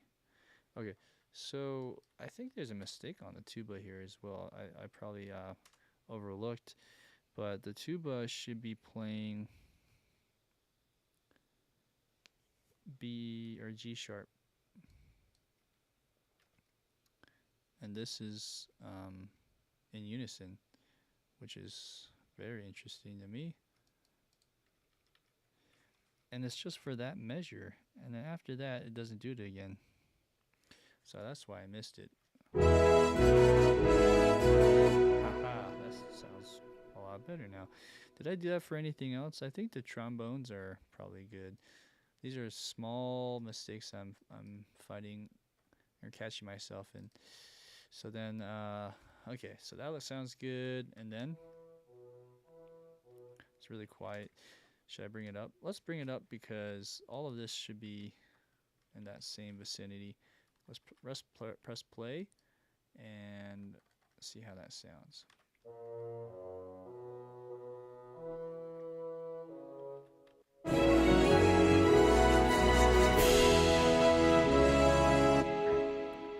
I think that blends pretty well. So over here, I'm just kind of going back and forth, right? Let's go to 378. Let's focus now on making sure these are on the right octaves. So this needs to go here. B, E, B, E, B. Okay. G sharp is down. That E's good. B, E, B, E. B, actually, let's see. B. Oh, yeah, that's good. E, E, E, E. Okay, and then here it keeps going, so we don't stop. So right here, we're going to go like this.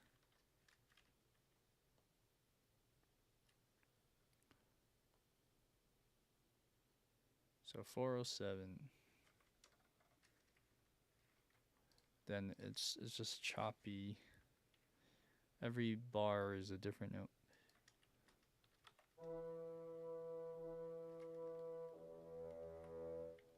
It's interesting you don't tie it over. Okay, so there's 4 of those and another 4 after that. Although this last one, it's only halfway about there. Okay, let's draw that in. I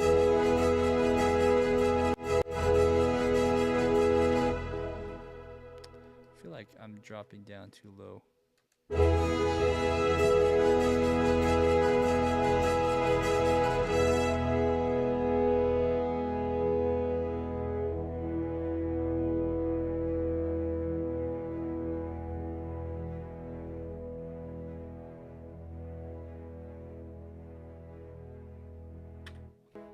Something like that, right?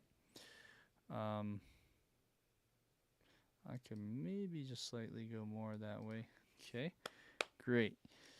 So that's the bassoon in a nutshell. Bassoon 2 in a nutshell. Looking at the articulation, something didn't copy over correctly. So this is all wonky now. Let's do legato for these ones, like that. And then this part, I would say marcato.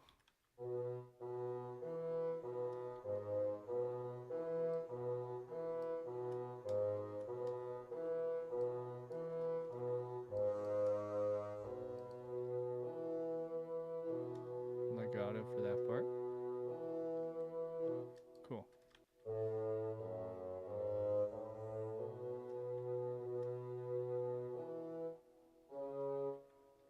Okay, there's some voice crossings here. So, or not voice, voice overlap, I should say.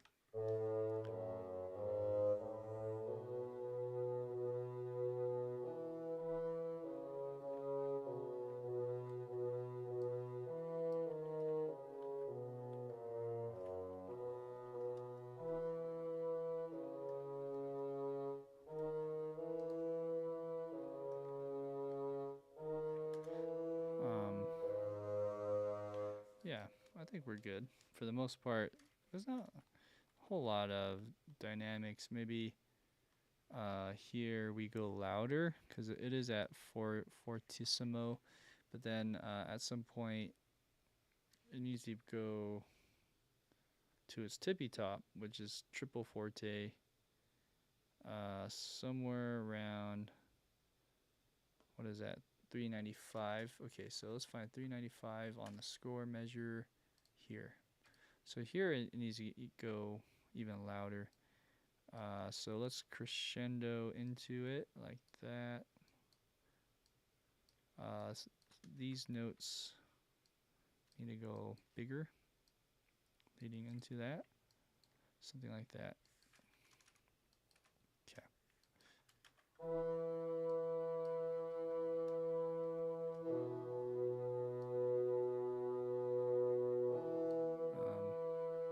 All right. I think we're good on that.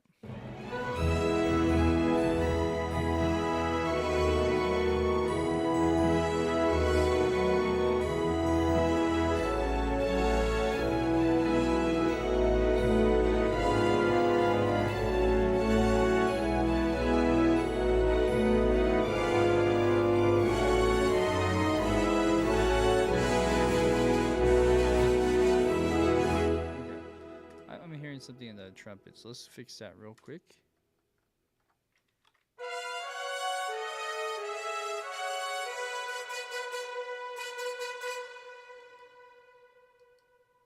Let's make this tenuto. And this can be a little quieter.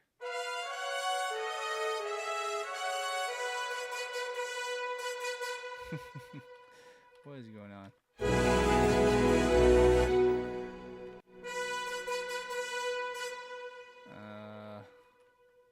Oh, I see what happened. Oh, that's weird. There you go. All right, it was missing a note. Now we have bassoon 2 done. So what I'll do for another strategy is reference the note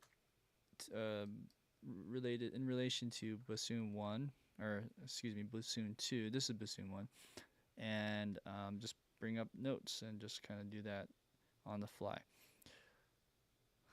This is less motivating for me, to be honest. I love playing it in whenever I can, just because it feels like I'm, playing it rather than programming in it, so to speak.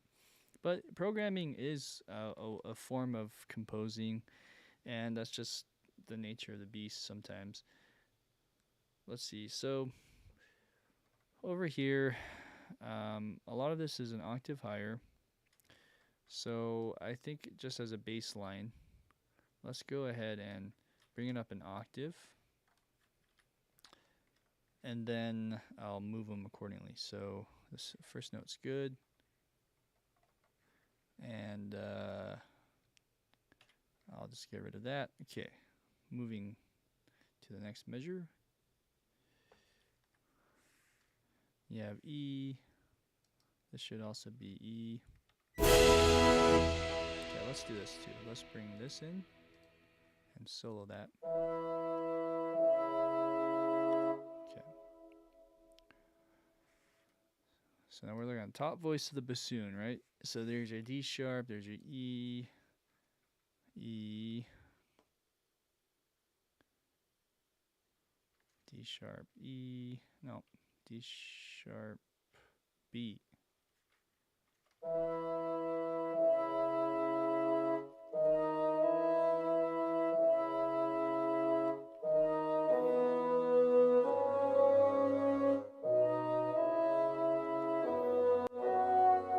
That should be F sharp.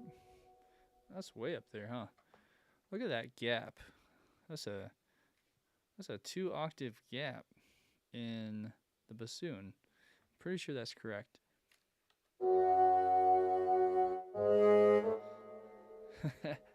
Star Wars, huh? One more stream and we will meet Star Wars, is what Sam said. episode, right? We're talking about the episodes. So does that mean there's 13 episodes in Star Wars right now? I didn't know that.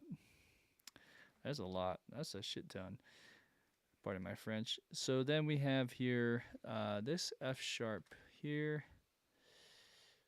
Um, F sharp. Oh, this actually swings. So then F sharp E.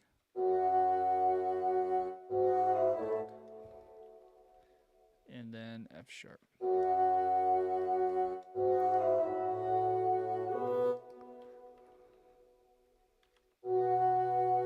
Wow, big gap.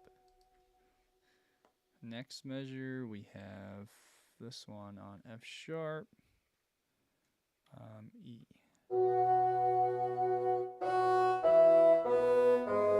Oh, we met at 11. Okay, hey, there we go. But you know, if you were to include all of the Disney Plus TV shows and even the animated series, and we have a lot of catching up to do. So on this part, this is the marcato. It sounds a bit wonky or a bit loud probably, so let's try editing this in the velocity.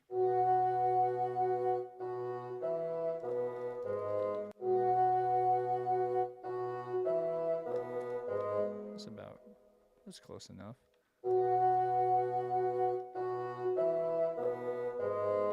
Okay, so now let's just make sure the notes are right. So we have F sharp, E, B, G sharp, B, E, B, E. So these are in octaves, that's correct.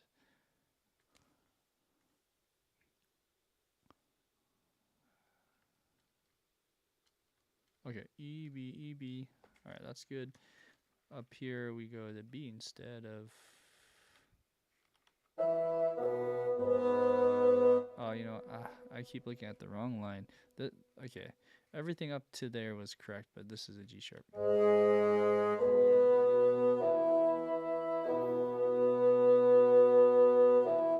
Instead of a B though, this should be a D sharp. Okay, good. And this is fortissimo. So maybe we should attribute to that as well, just a little louder.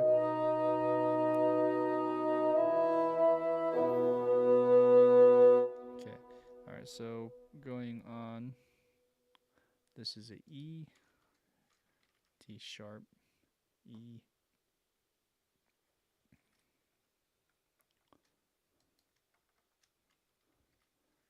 All right, so this measure is 393 or 392. On that note, this is a D sharp still. E, E all the way, E, E.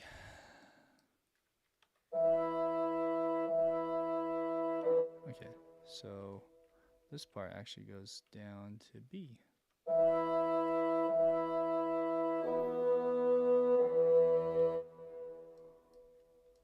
All right, let's actually do that.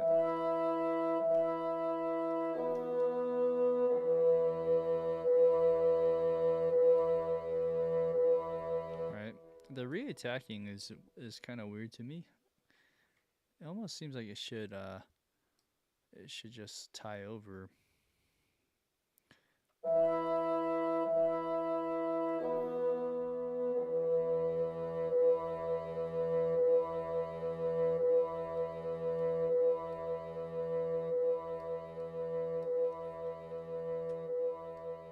Okay, I'll bring it down relative to that, and then over here, it should actually now move over to B.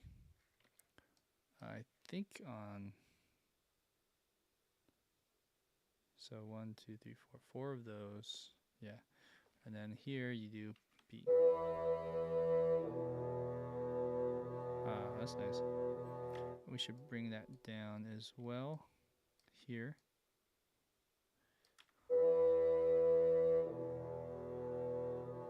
Okay, let's press play.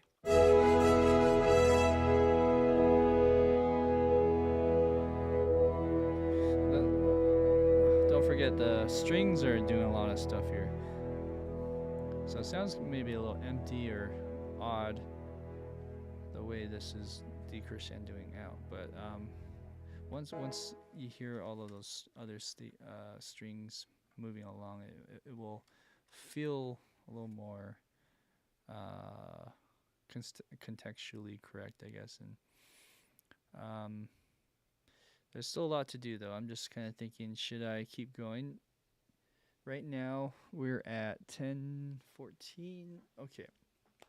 At the rate I'm going, I could probably do all the woodwinds. That would be a great goal.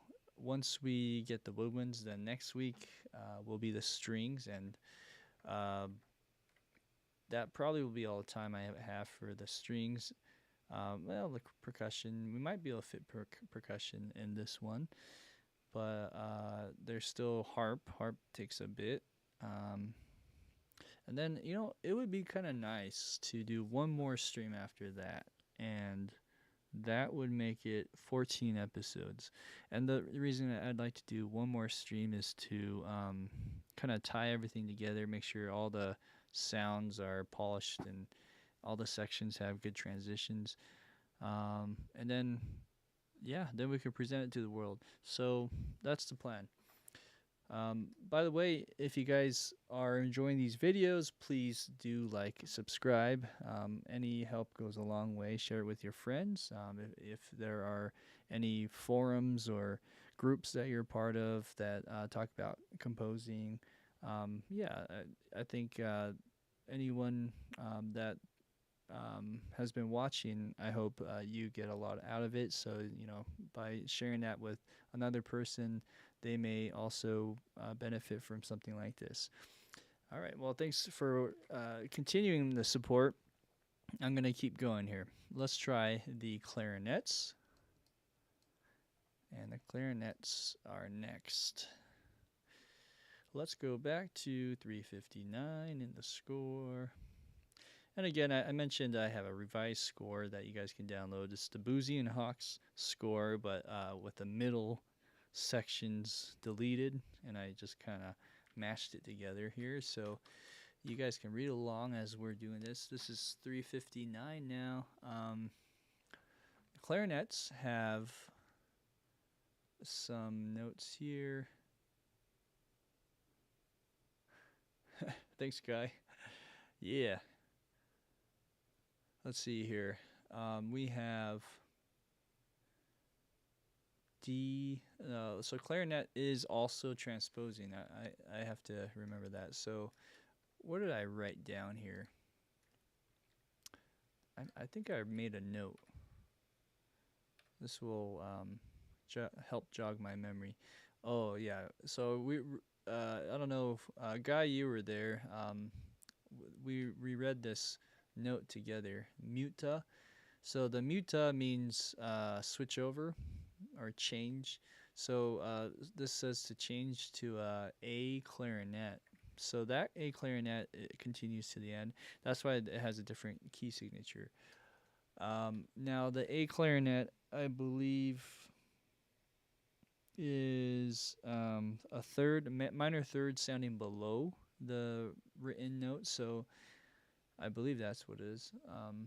So in that case, then the D, or yeah, I'm all mixed up.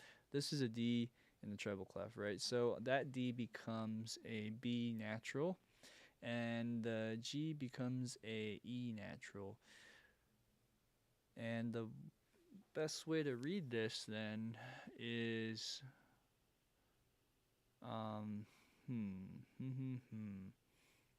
D. Trying to remember the trick here, or if there's even one. Okay, if that's a B,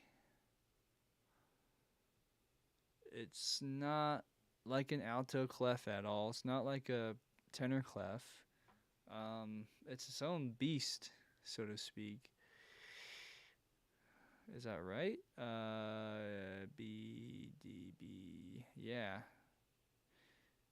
Because I can't use the bass clef trick like in the cornet or the trumpet and horns. So this one is a bit trickier. I must have done something here though. I don't know how because I did it on measure 333. That's crazy. So that B becomes a G, and this G becomes an E. Huh. Okay, this is going to take me a little bit more time than necessary, but if that's the case, this is a G, G sharp, and a G sharp and a E. So the closest thing to that, just off of face value, is that the horn. So the horn is doing G sharp and E, or but that's not in that key. I'm getting all mixed up here. G sharp and E is kind of like none of these. Oh man, trombone. No, it's not. It's its own thing. Okay. Well, that's tough. I'm just gonna have to suck it up and maybe copy the bassoon part, because bassoon is the same rhythms at least, and then we'll just go from there. And I'll just have to transpose as we go. So let's go and take one of these guys, put it over here, here, boom, boom. Okay. And then I'll work up to the clarinet 1. But for clarinet 2, shouldn't be too hard. I'm just going to move these notes accordingly. So the first note in this bassoon would have been a E, which is here. Or actually, excuse me, a G sharp. Oh, I think I got that first note wrong. Who are just disconnected and watching, I apologize. It looks like I have a funky thing that just happened out of the blue. My network crashed on me. It looks like so. I'm gonna have to reload my session. I just saved, exited, and give me a few minutes for it to reconnect. But I'm gonna disconnect this. Whoop. Sometimes this happens. It doesn't happen as much as I have experienced in the past, but it still happens. It's annoying, so I apologize.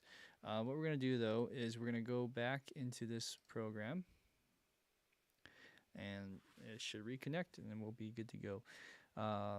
Consequently, though, it does sever the video in Twitch, so if you are watching the highlights or the replay, it will play only up to where it disconnected, and then you'll see another video.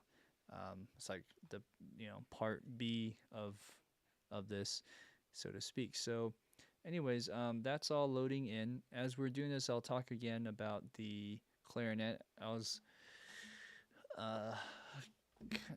cursing to myself that the clarinet is a clarinet, so I have to transpose these as we go, and there's not really an easy way to do that. This B becomes a G sharp, that G becomes an E natural, so it's a little funky. You just have to think a certain way, and it'll come. Another way of looking at it is it's just a third below. So like if I just imagine a sixth staff line, in a sense, that's basically that, and I can just shift it up a third that way in my head. So it's not too bad. I wish there was an easy way to do that, but it looks like my new window's loaded in. If I press play, let's see what happens. Cool. Let's go back over here.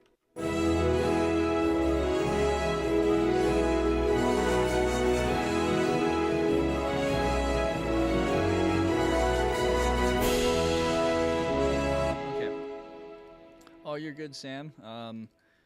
It wasn't you. It was my computer. My network kind of just disconnected out of the blue, so I had to reload this instrument or this session as well. Anyways, what I was saying is this E in the bassoon is actually it was incorrect. So I guess I already fixed that. But anyways, going back to what we're doing, we're on Clarinet 2. So Clarinet 2 is the funky thing that I talked about. This is a G sharp. This is a C sharp. Like that. Okay, so then let's kind of just use a bassoon and clarinet as that example. Okay. To me, that sounds okay. So what if we just kept that going and use this little trick that I was talking about earlier, just bringing that up to the third. Also, this is a little funky to me, so let me fix that. That's better.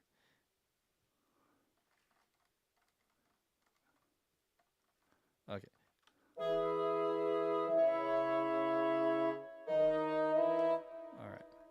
Now, volume-wise, that sounds pretty good. So let's rock and roll, shall we? So then all of these notes here should go up. Maybe I'll move this an octave higher. And from here, all I need to do is slide them down. So then this would be a F sharp.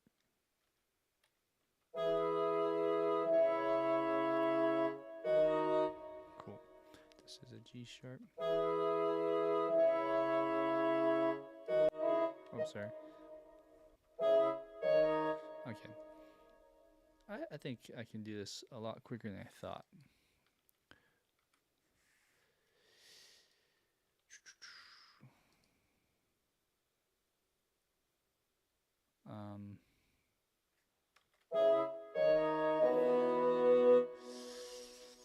Okay, now that's a little weird.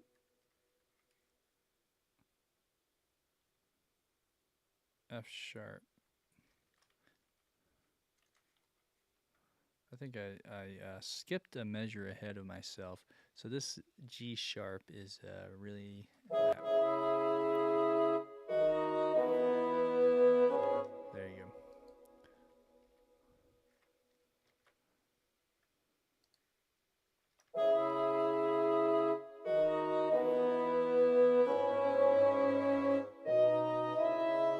Okay. Oh wait, did I look at oboe? I did. So this isn't E. It actually goes up to C sharp. Alright. This is a B. This is a C sharp.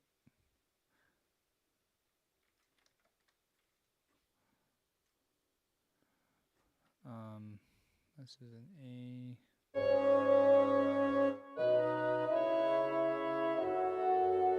Yeah, sounds good. Bum, bum. Although, did I jump a gun again? Let's see. Clarinet is C sharp. Okay, I guess what measure am I on? 21069. So 369 should be C sharp. Oh, okay. So that was wrong. But this part is right. So then I go to A now and go G sharp, and that A is right.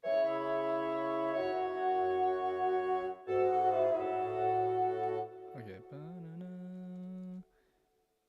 A again. Or let's see. Oh no, actually that is a B.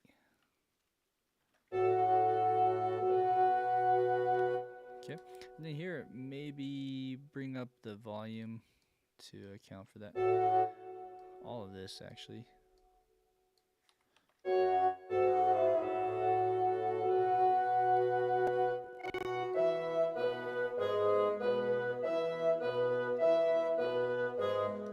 So this is tippy top of the volume, and maybe we need to just keep it up there. Okay, so there's that. There's your B. This is 374 now. I have, oh, hello. A. And this is E.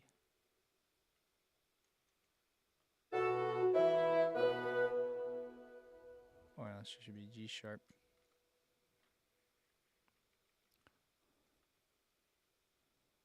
G sharp A. A.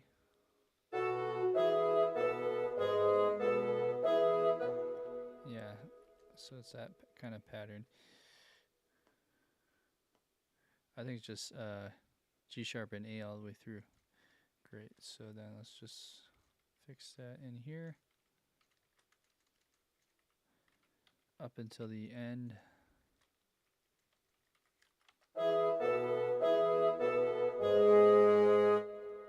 It should be an A. This is a B. This is an A.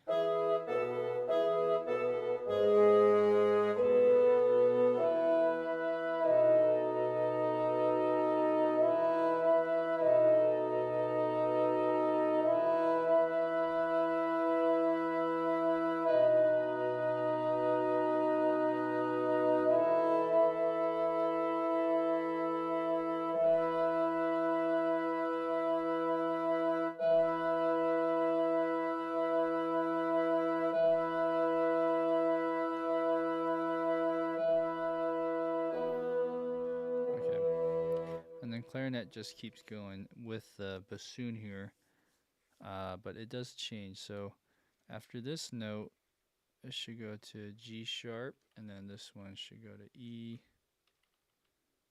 and then this goes to B, and then it goes down to G sharp.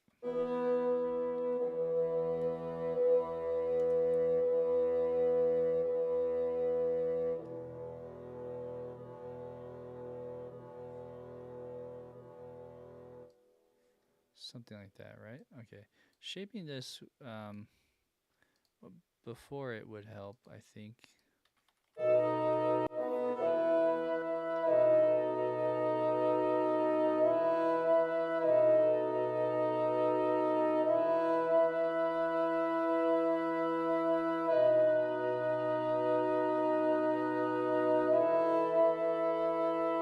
Okay. That sounds a little weird to me. 395. Just want to make sure I got the right note. So the that note should be a B. So, but the note before it is not right. Interesting. So this should be a A. Oops.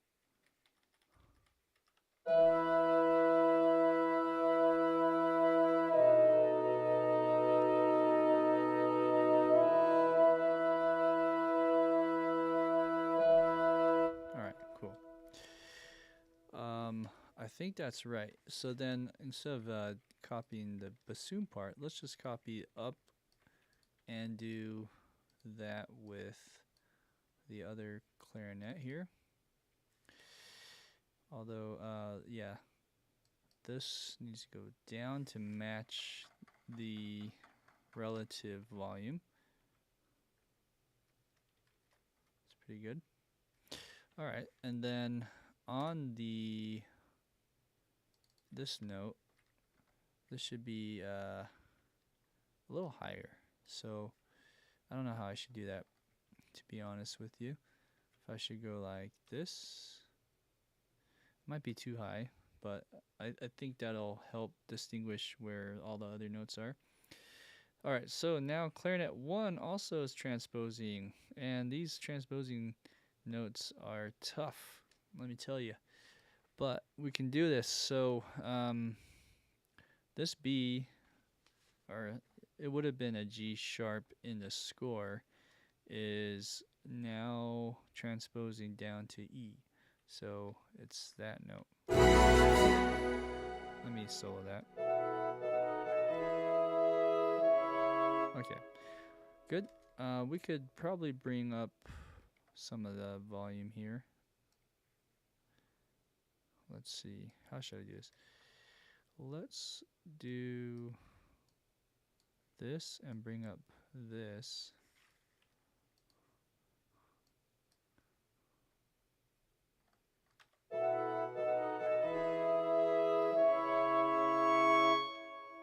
That's too high, but I'll fix that in a second. So the first note is correct. Now on the second note over here, that's too high. That needs to be a G sharp.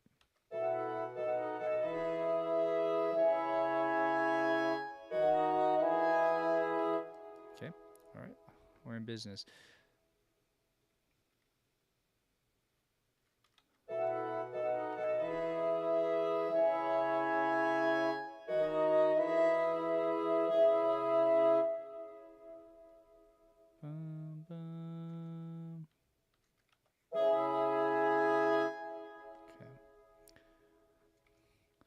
There should be a F sharp,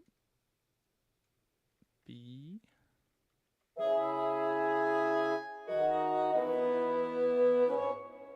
cool. Now a lot of these notes might be better in a different register or articulation, so like medium or even strong. Although it shouldn't be doubling that. That's kind of weird. Let's see. I hate when this happens. Let's go and fix that real quick. Okay.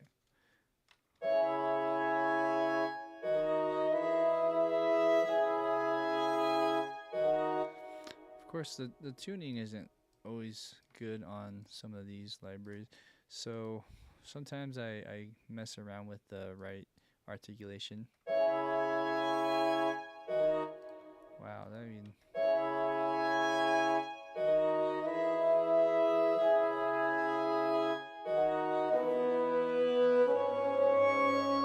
Okay, we might have to do that. So this is kind of a compromise between the volume and aggressive attack and the tuning.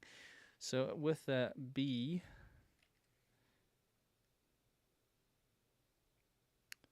it goes down and then goes up again. So this should be an E. Okay.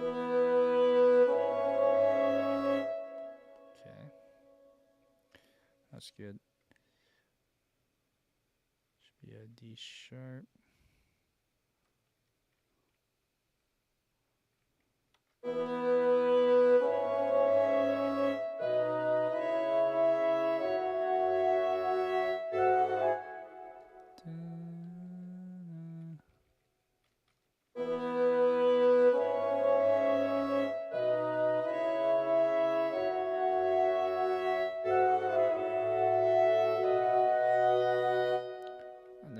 All of this right here should be the same, but goes to E and D sharp.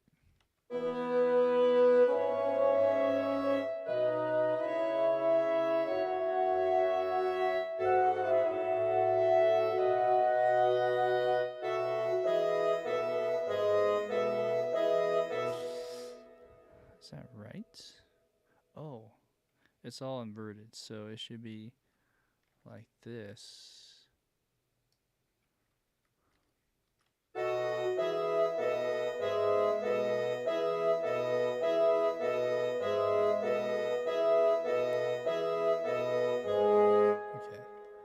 I saw your note there, Guy. Joshua, what's the painting frame on the wall to your left? If you wish to share, of course. It's it's kind of like an Eastern Asian style painting. Nothing too spectacular about it. I just like the way it looks and the vibe and ambience it gives. It has like I think a face of a Buddha statue, and the colors are quite fall oriented, but yeah, it was just a nice vibe. Let's see here. We have E, F sharp, G sharp, F sharp.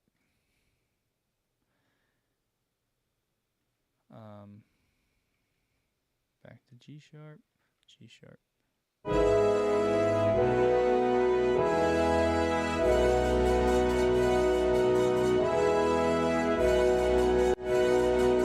Yeah. Well, thanks for asking. I appreciate it. G sharp.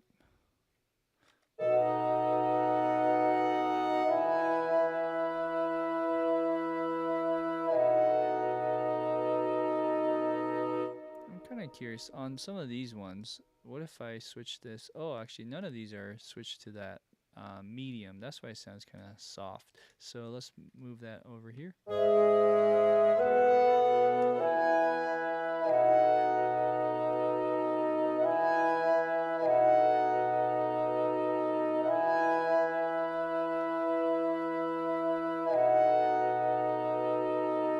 Okay, so up to there is good. And then this goes to G sharp. G sharp. Okay. And then maybe on these ones we go strong.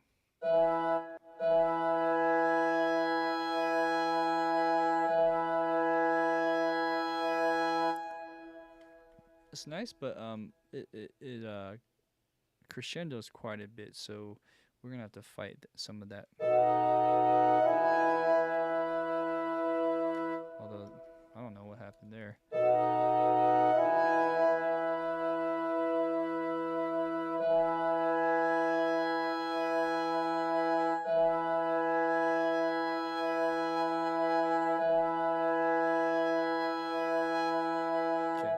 Up until there is decent. For some reason this one, oh okay, that's why. So there we go.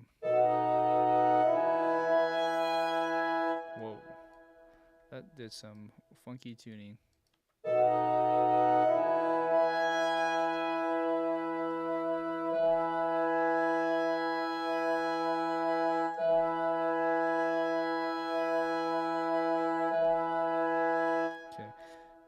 Yeah, it goes G sharp all the way to the end, and then it goes E, B, and then on these four notes it does G sharp, B.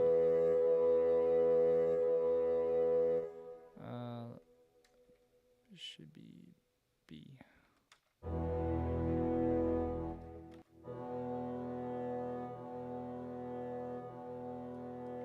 It's nice. Okay, so let's fix that.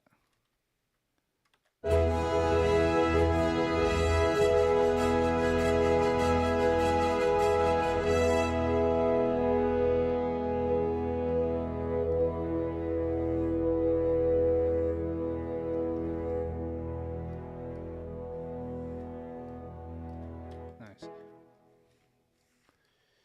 Then so if I quantize that note, it quantizes other things. Okay, so that's about right with the clarinets.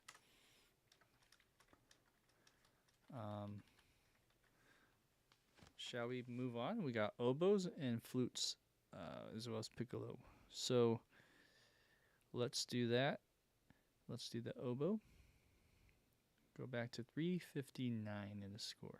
Wow, I'm impressed that we can do so much, so many measures, and also so many instruments in one session today. It's mainly the horns, brass, or the horns and trumpets. Then we just did the clarinets and bassoons, and by 11 o'clock we should be done. So oboe. Let's see here. Oboe, oboe, oboe. Over here on the oboe, we have a G sharp and an E. Or excuse me, C sharp. G sharp and C sharp. No transposing, and it's in trouble. But my eyes are so used to transposing now. It's gonna kind of mess me up here. The easiest way to do that is, because it's still following the scheme and the rhythms of all these other instruments, it's actually probably faster to do what I just did from the clarinets and bring them up as we go. So oboe, we should copy the clarinet part, clarinet 2 to be exact, over here. And might as well, what's the best way to do this one? So we'll solo this, and then I'll just take a look at these two. So yellow is oboe 2, the green here is clarinet 2. So what I'll do here is kind of compare and contrast them as we go. First note is correct. Second note needs to go down. All right, and also one other thing is, because of the way this is all different in the sample libraries, what I need to do is also adjust and make sure that these are relative to the volume that I have set for their different CC. So let's try that. Even this one looks like,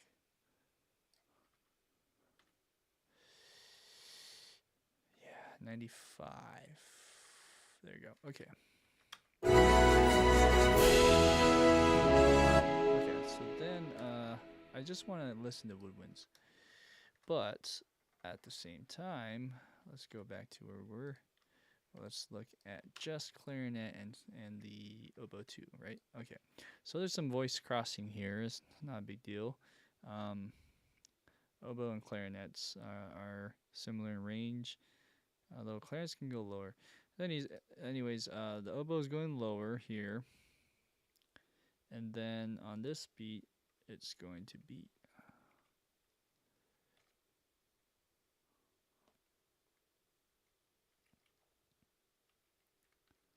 All right. This is G actually, and then this is B, G sharp, G sharp.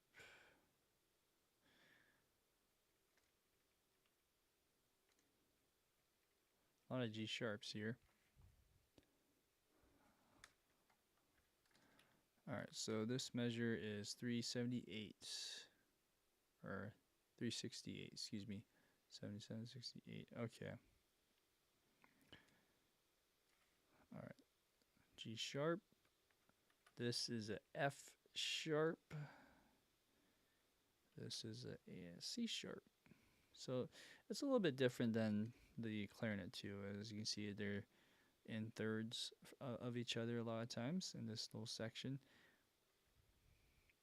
Although I have to be very vigilant in not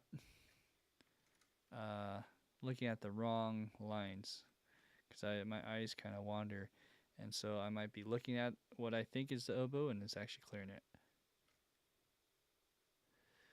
Okay, so this is interesting. There's an A and a B. That's a second major.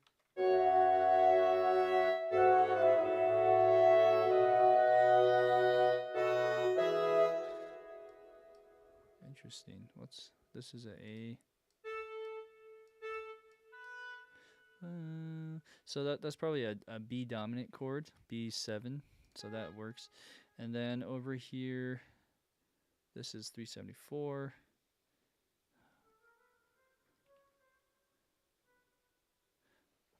It's just B's all the way through.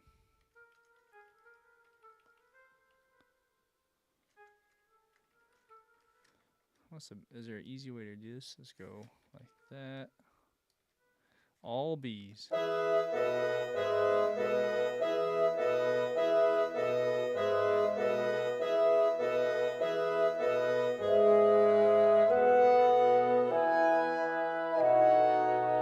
Cool.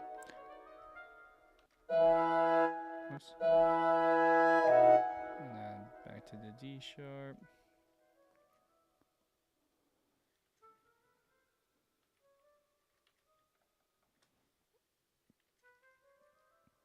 Pretty easy, right? This is why it takes I'm going so fast. There's just a lot of held out notes. Okay. Yeah. E's, lots of E's. So 402. Yeah, okay. So after that point, at 405 or 407, let's see, 407, it cuts away and it's not doing these tied notes. So that's a little different than clarinet. Well, I don't know. Let me just double check this. I'm ahead of myself. 407 is actually over here. That's why. So then this should be the next note, and the oboe should be B, which is here. Right? Okay. And this should be D sharp. Oh, excuse me. G sharp. And that's G sharp. There's wow, I'm getting so E.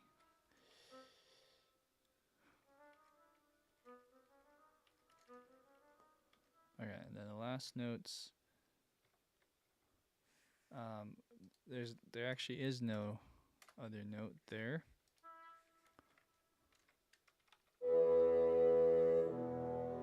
Cool.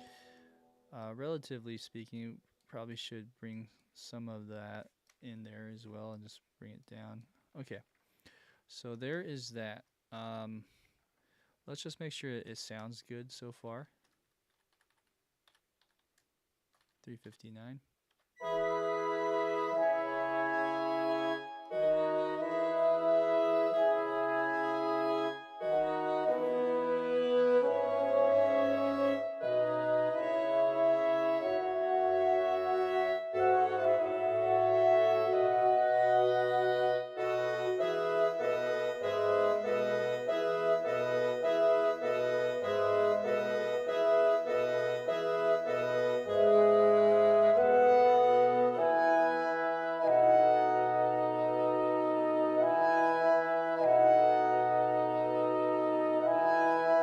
Okay.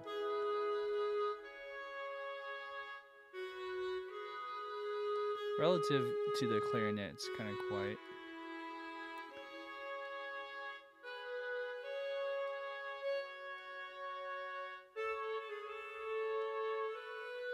I'm gonna bring it back up.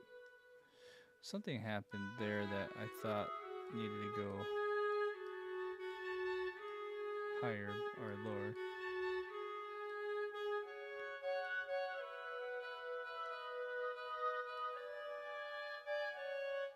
That's better.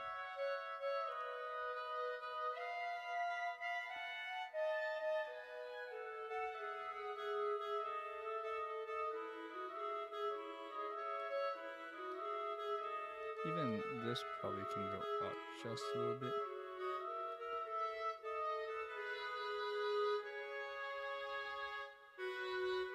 That sounds better. Okay, so we got that done. 5:45 a.m. in the UK. Yeah, it's like a 7 almost a 7-hour difference or something. Or 8 hours? Is that 8 hour difference? Well, depending on where you guys are at, I guess. But yeah, for I believe I have some friends in the UK and they live about 7 hours away, time zone wise. Yeah, that means people that were watching that are in the UK, or even other parts of the world. I think we have one in particular. Was it Cheyenne? Who I believe is in the UK. That's crazy. People watch me do this at that time of day. My hats go off to you guys. Thank you again. Means a lot. Okay, so and yeah, anyone that's watching just in general, but wow, that's dedication. So at 3:59, this is the oboe 1. Oh, Vienna. So even longer. What does that mean? Oh, so it's what, 8 hour difference over there in it in Austria. Let's see, 3:59.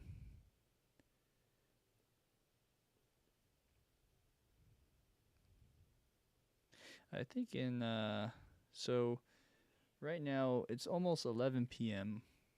So for you, Cheyenne, what time would that be if you don't mind sharing? I'm just curious. I'm guessing it's an 8 hour. Over here, we're gonna move this up to. Should I do the clarinet 1 part or should I just move this stuff up? I think I'll just do the clarinet oboe 1 part up. Right? Is that what I just did? Let me just double check that. Nope, I did not. So let's do this and move it up, and also move this down relative to everything else.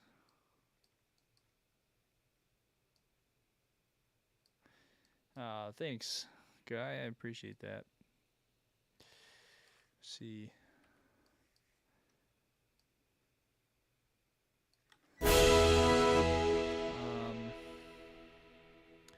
Okay, so we're gonna solo the woodwinds. We're gonna go here. Vienna, 8 hours. Okay. Yeah, that's about right. Yeah, it's an 8 hour difference. I'm working with someone in Italy as well, and I know Italy and Austria are kind of in that same time zone, so to speak. So that's awesome. Okay, so what are we doing? We are looking at oboe. How should I do this? I'll just look at the oboe 1 and oboe 2. I just copied and pasted that over. And oboe right here, G sharp is the right spot. Okay, so let's move on.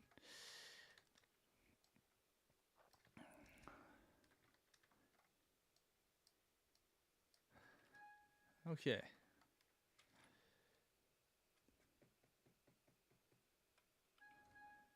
We need to really go up. So this is quite the jump. And for some reason this went down too, but this one should be a C sharp. Okay, let's slow that. I feel like that note needs to be louder, so let's go up here. And maybe all of this right here needs to go up.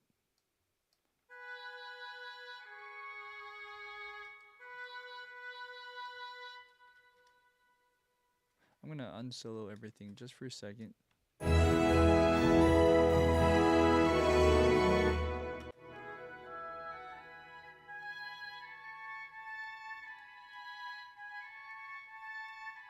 I feel like this needs to go up.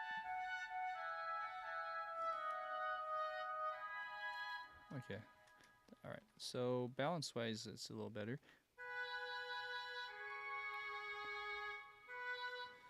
So even that high note should be louder. It's not really doing it for me.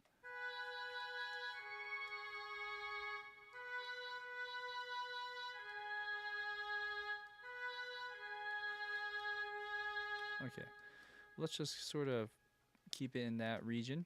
So got the C sharp.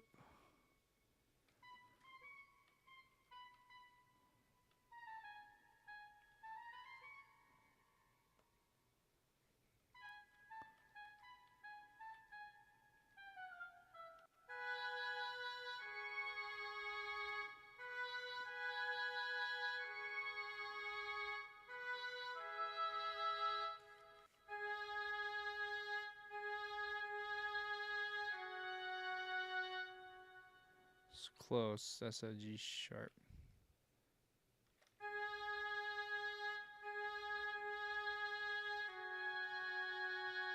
Is that right? That's what I'm seeing. Maybe I'm looking at it wrong. Oh no, that's right. That's strange. So it's saying G sharp here. I almost feel like that's a typo.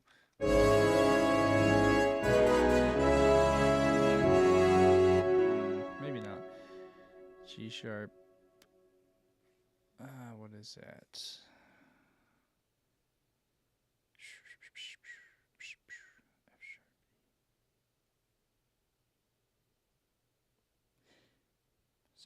It's a F sharp 9 chord, huh? So on this part, we should probably write this in case we run into something like that again. We go to that as a 9. Okay. Anywho, sometimes I like to put that in so I understand all that stuff.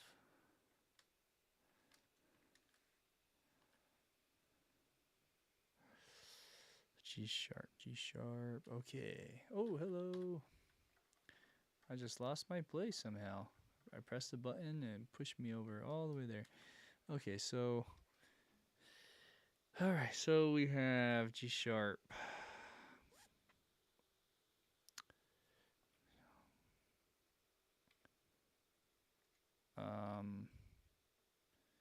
That threw me for a loop. This is C sharp, B, F sharp, A, G sharp, G sharp.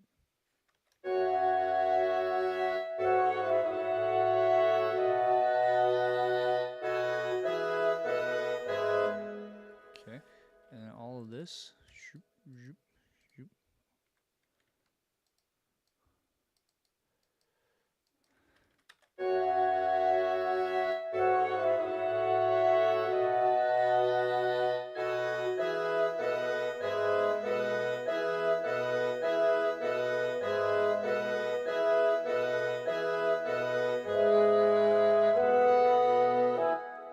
Okay, and after this B, oh, it does another B.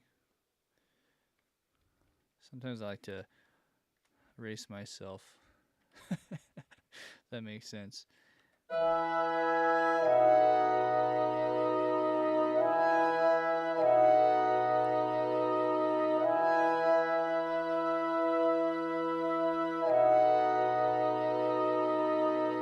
lot of B's.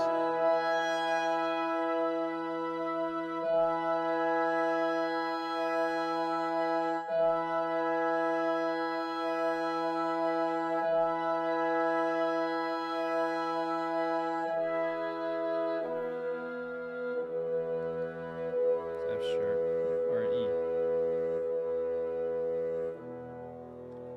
Sorry, I made a mistake there.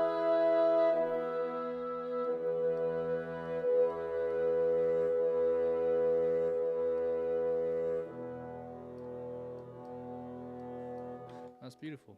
Okay, so here we go. Next spots.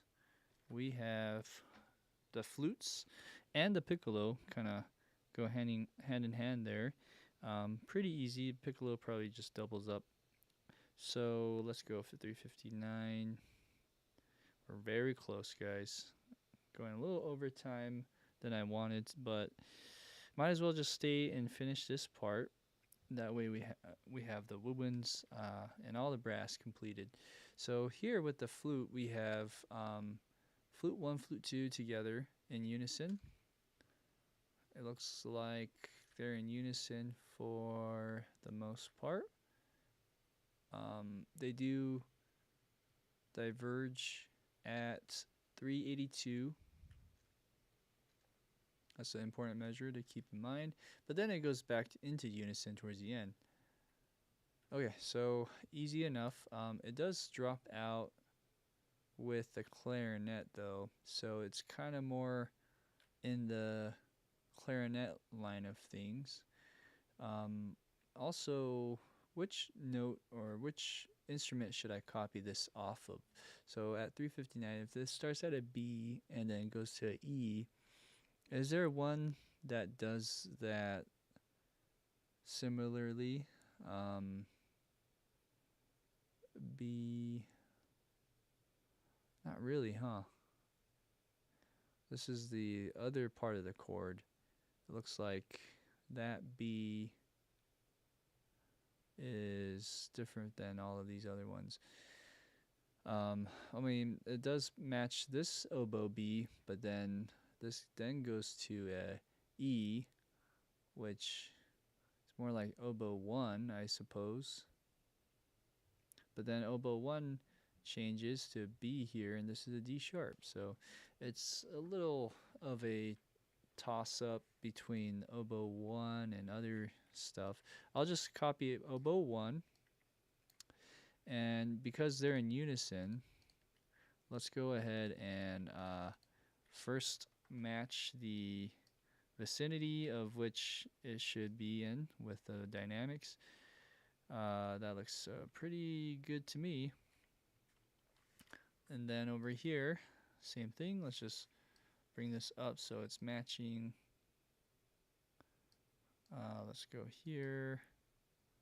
Make sure this is matching.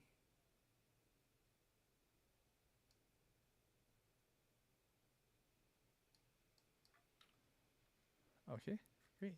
And then I'm not sure why this is so low, but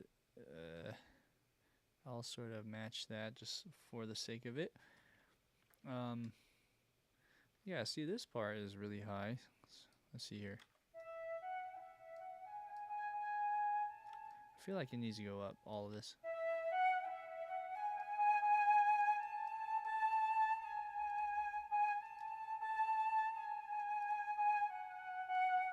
Okay. All right, so then these notes are in unison up to 382, I said, in the score, which is about here.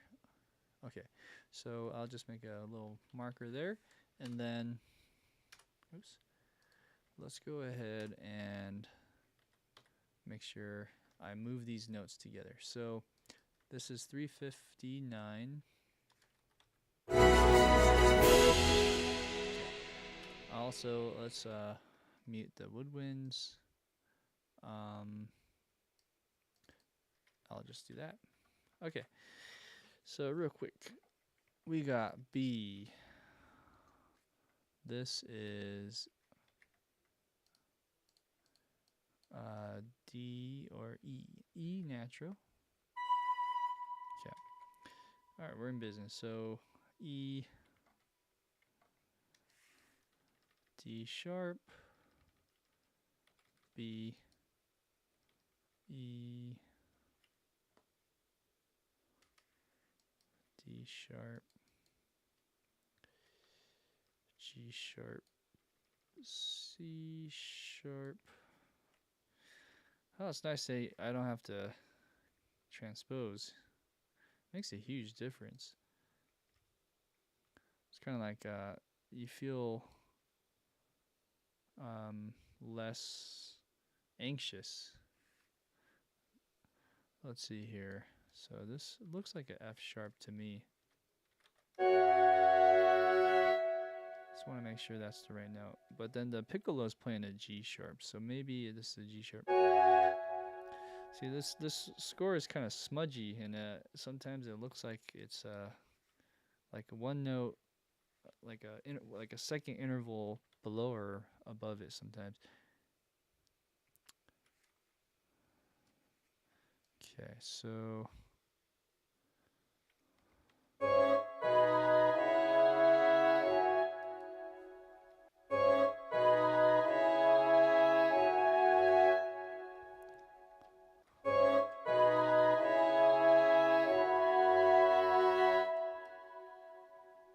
A.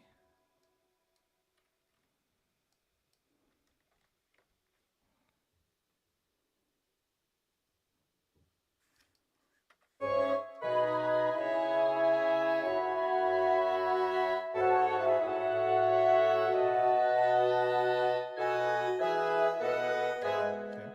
All these need to go to B.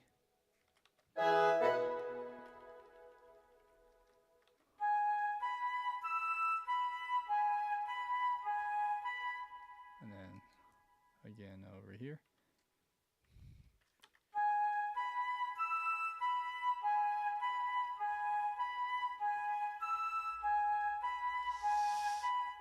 Bum bum bum.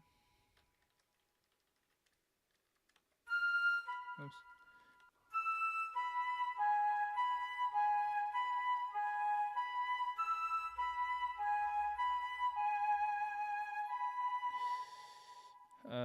Let's see. That's not right. Where I'm off by one measure. So 373. I'm going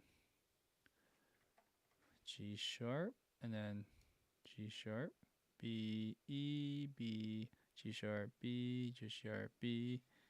Okay. Oh, I guess this needs to go here. And like this.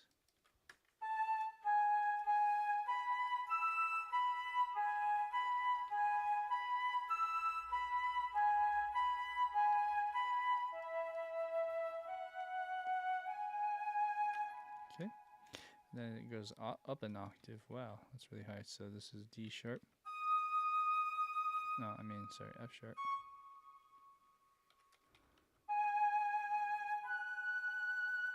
Okay. This is where it splits off also, by the way. So at 382, right? So it's actually a little sooner than I thought. Over here, after the E, this is where it splits. Okay. So let's get it started, and then I can come back and do each one individually. So what is that? There's your E.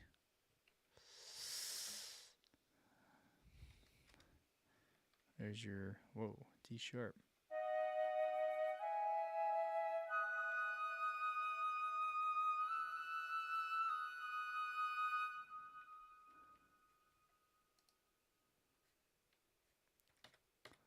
Wow, sometimes that happens. I'm like, how did that happen?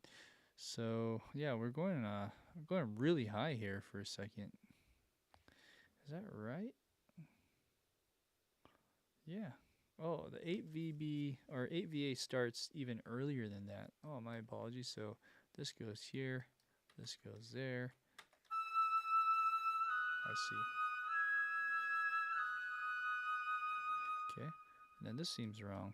What am I doing wrong here? This should be G sharp. Great. That should be G sharp. The other note should be E.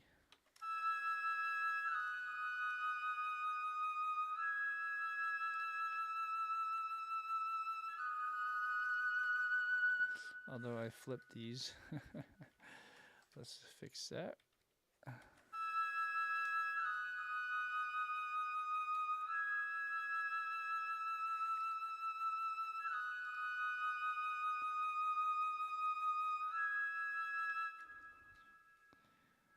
Wait till you hear the piccolo though. It's going to be even higher. So then we have G sharp, G sharp. I think this one's a B. Wow. This goes to G sharp. This goes to E.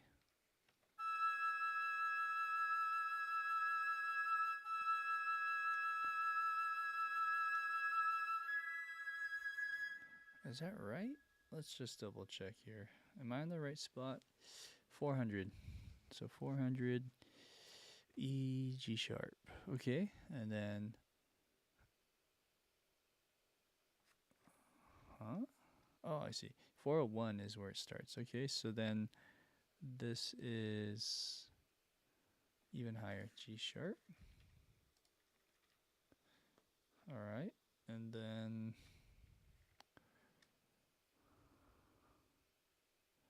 it's saying do it again.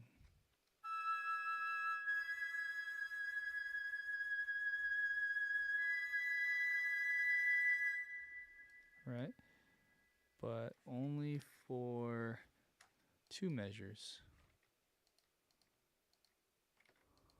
Okay, so then this would go down to G sharp, this would go down to E. All right, now we can go back to the regular notation. It's not 8VA anymore. This is, it's really high up there. This is B and E. I think it's B and E. So B and E. This will be B and G sharp.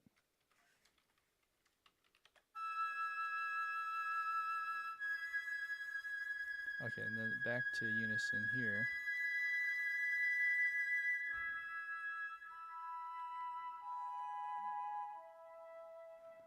Oh, but not all in the same note. So it goes G, E, B, and G sharp.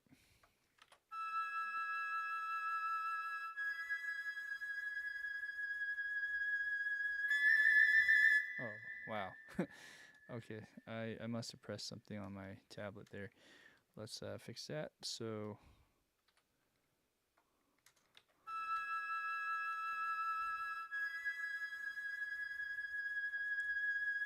okay, and the oboe is not, it doesn't cut out, so it actually does this. All right, I mean, I said the oboe. I mean, I copied it from the oboe, so the oboe ends a little early.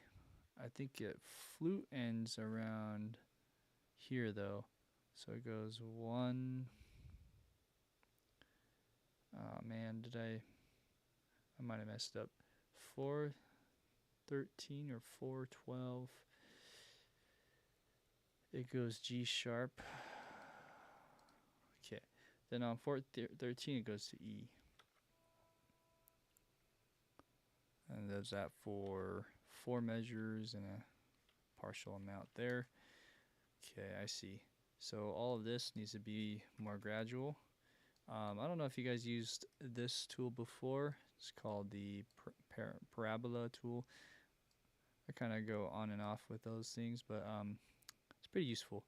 So I'll just use that as a shortcut to what I just did.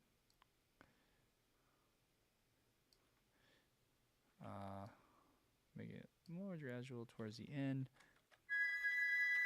Okay, let's undo everything, or unsolo everything. For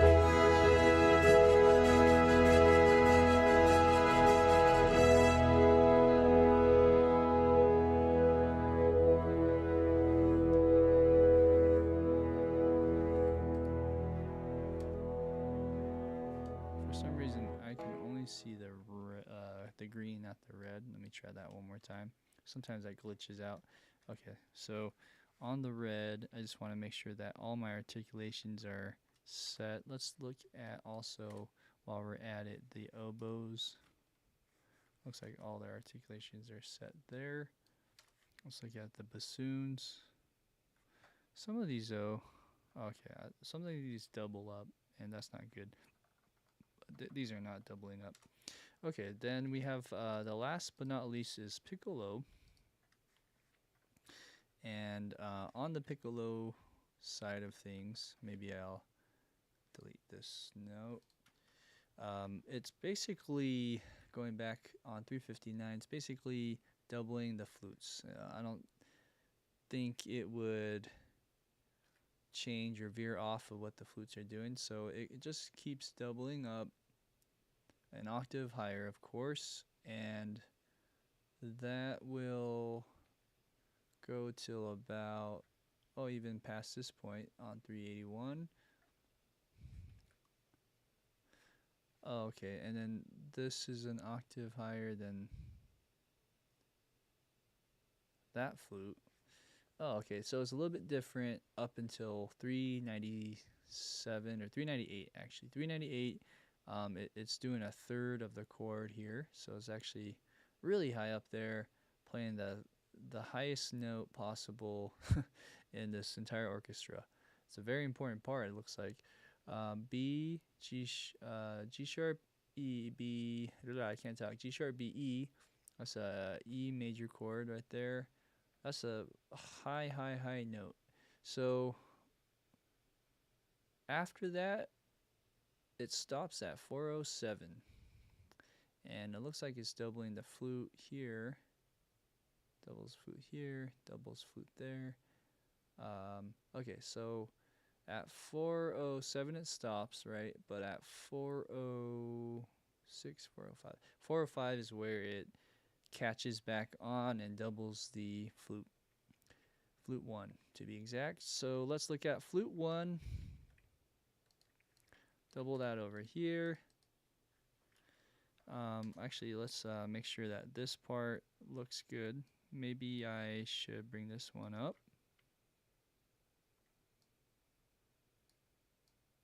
Like that. And we bring some of this down. Something like that. This is all just visual. It's not really that important to keep it exactly the same, but at least I have a baseline. Let's go then doubling up here. So at 407 in a score is the last note, and 408 I can just delete all this.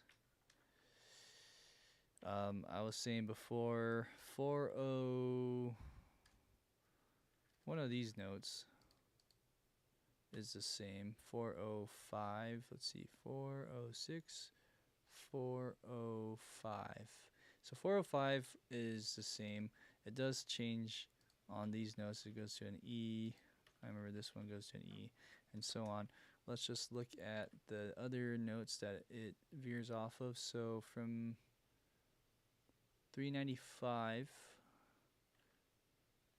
where's 395? Right here, 395, we're going to a B, or excuse me, G sharp,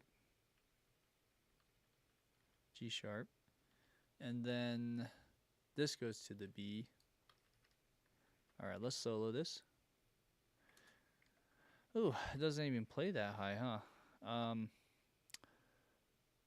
Let's figure that part out. Let's see, if I go down an octave, how's that sound? Okay. All right, let's solo the first flutes, second flutes, and the piccolo.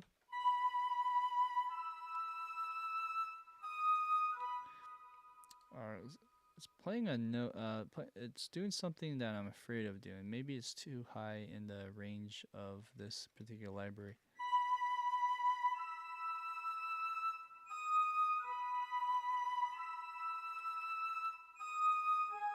Oh, that E is good. Okay, so maybe somewhere here I'm going too high.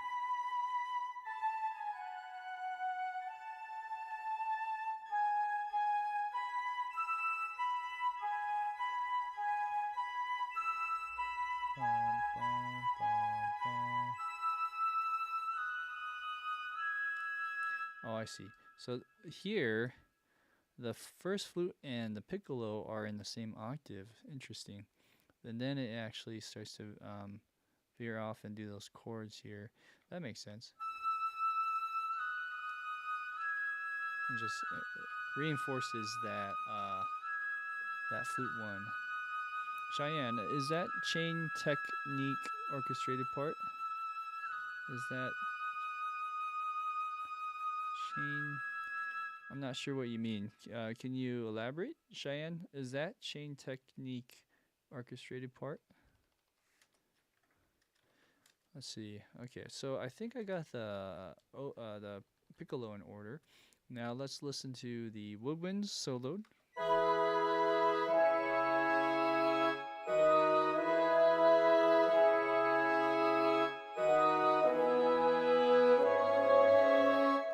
Sorry, I dragged something there. Also, I might want to bring up the piccolo even more, just about there. Okay, and then.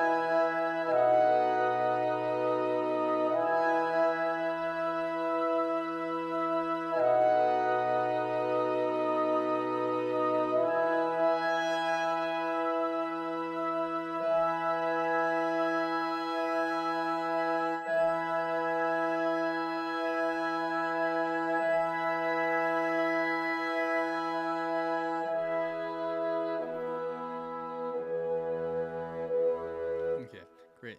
Let's hear it from the with everything, I guess, that I have so far, minus the high strings.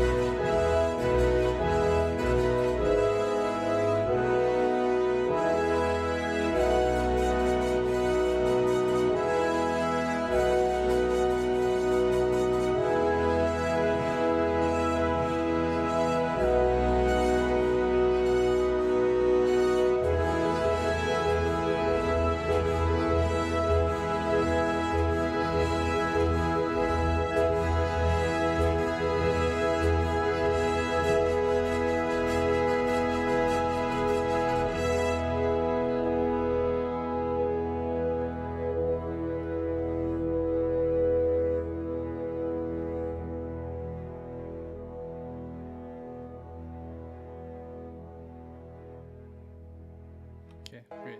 So there's one bad note, I'm assuming here. I think it's in the trombone. And if I want to be technical about it, I guess I should check the measure there at score measure 392 real quick. And then I will get to your note there, Cheyenne. I saw that note real quick, though. On the trombones, it's purple, right? It was this one. Let's see, 392. It's saying, oh yeah, this is tenor clef, right? So that would be yeah. Okay, so I had a bad note there. It's good to see all of the notes sometimes. Speaking of seeing all the notes together, you're saying that oboe plays over the flute. Oboe is playing over the flutes. I think I know what you mean. There might be something funky happening here.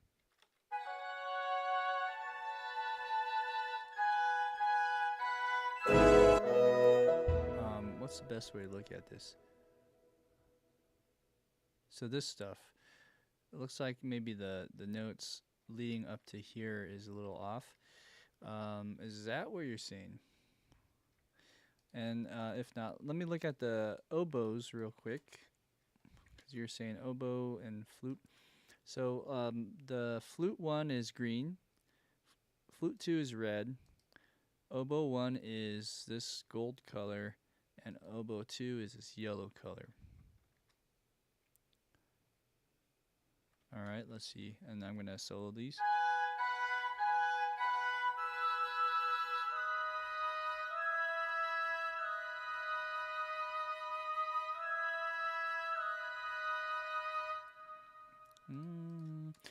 Oboe is a little bit louder than, let's say, the flute there. So yeah, there might be some balancing stuff that I can do. Not much that I can do like this. I might have to draw it in maybe with the phrasing. Let's see.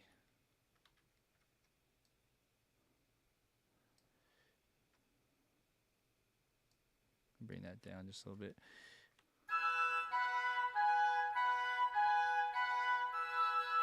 Okay, so that's relatively looks good, but let's say I add the clarinets down below with the bassoon. Is there something funky happening with that? So after the oboe 2, this is next one, as you can see. In this green is clarinet 1, and this light green it's clarinet 2. This is bassoon 1, bassoon 2. So in any case, I'm not when you're asking that question, is that chain technique orchestrated part? I'm not entirely sure what you're referring to. Chain technique. I don't know if that's a term or if that's something I'm not familiar with. Woodwinds overlapping each other, in a sense, they're playing the same rhythms.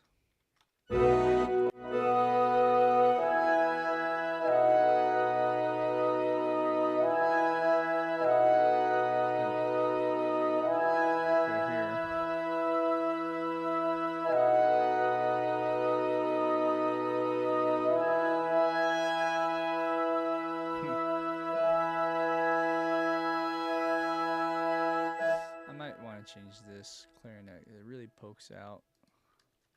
That's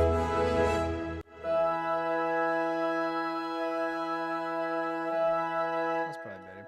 Anyways, yeah, it actually, from what I see, it looks fine. But yeah, let me know if there's something I'm missing. Okay, so that is all for today. Well, I'll let Cheyenne respond if he has if he sees something or wants to elaborate on what he was saying before. I will talk real quick. This week is the last week of the month of May, and then next week we're gonna hit June. So a lot of things happening in June. First off, we are going to be finishing this sometime in June, so probably in within the next 2 weeks. I may have to take a break depending on that afterwards. We'll see. I'm definitely gonna have to take a break sometime before the end of June. So I might be able to fit 1 or 2 live streams in then, and then once we hit up July, I might be MIA for a week or 2, and then we'll go from there. So awesome. Thanks, Cheyenne. And I appreciate you, just having my back, so to speak. If there's anything wrong, please do let me know. And that goes for anyone. As far as this goes, I'm going to go ahead and press play at 3:33 and go past to the section that we're working on. We're getting really close, guys. I think by next week we might be able to actually finish, and then I'll do one more stream to kind of polish everything.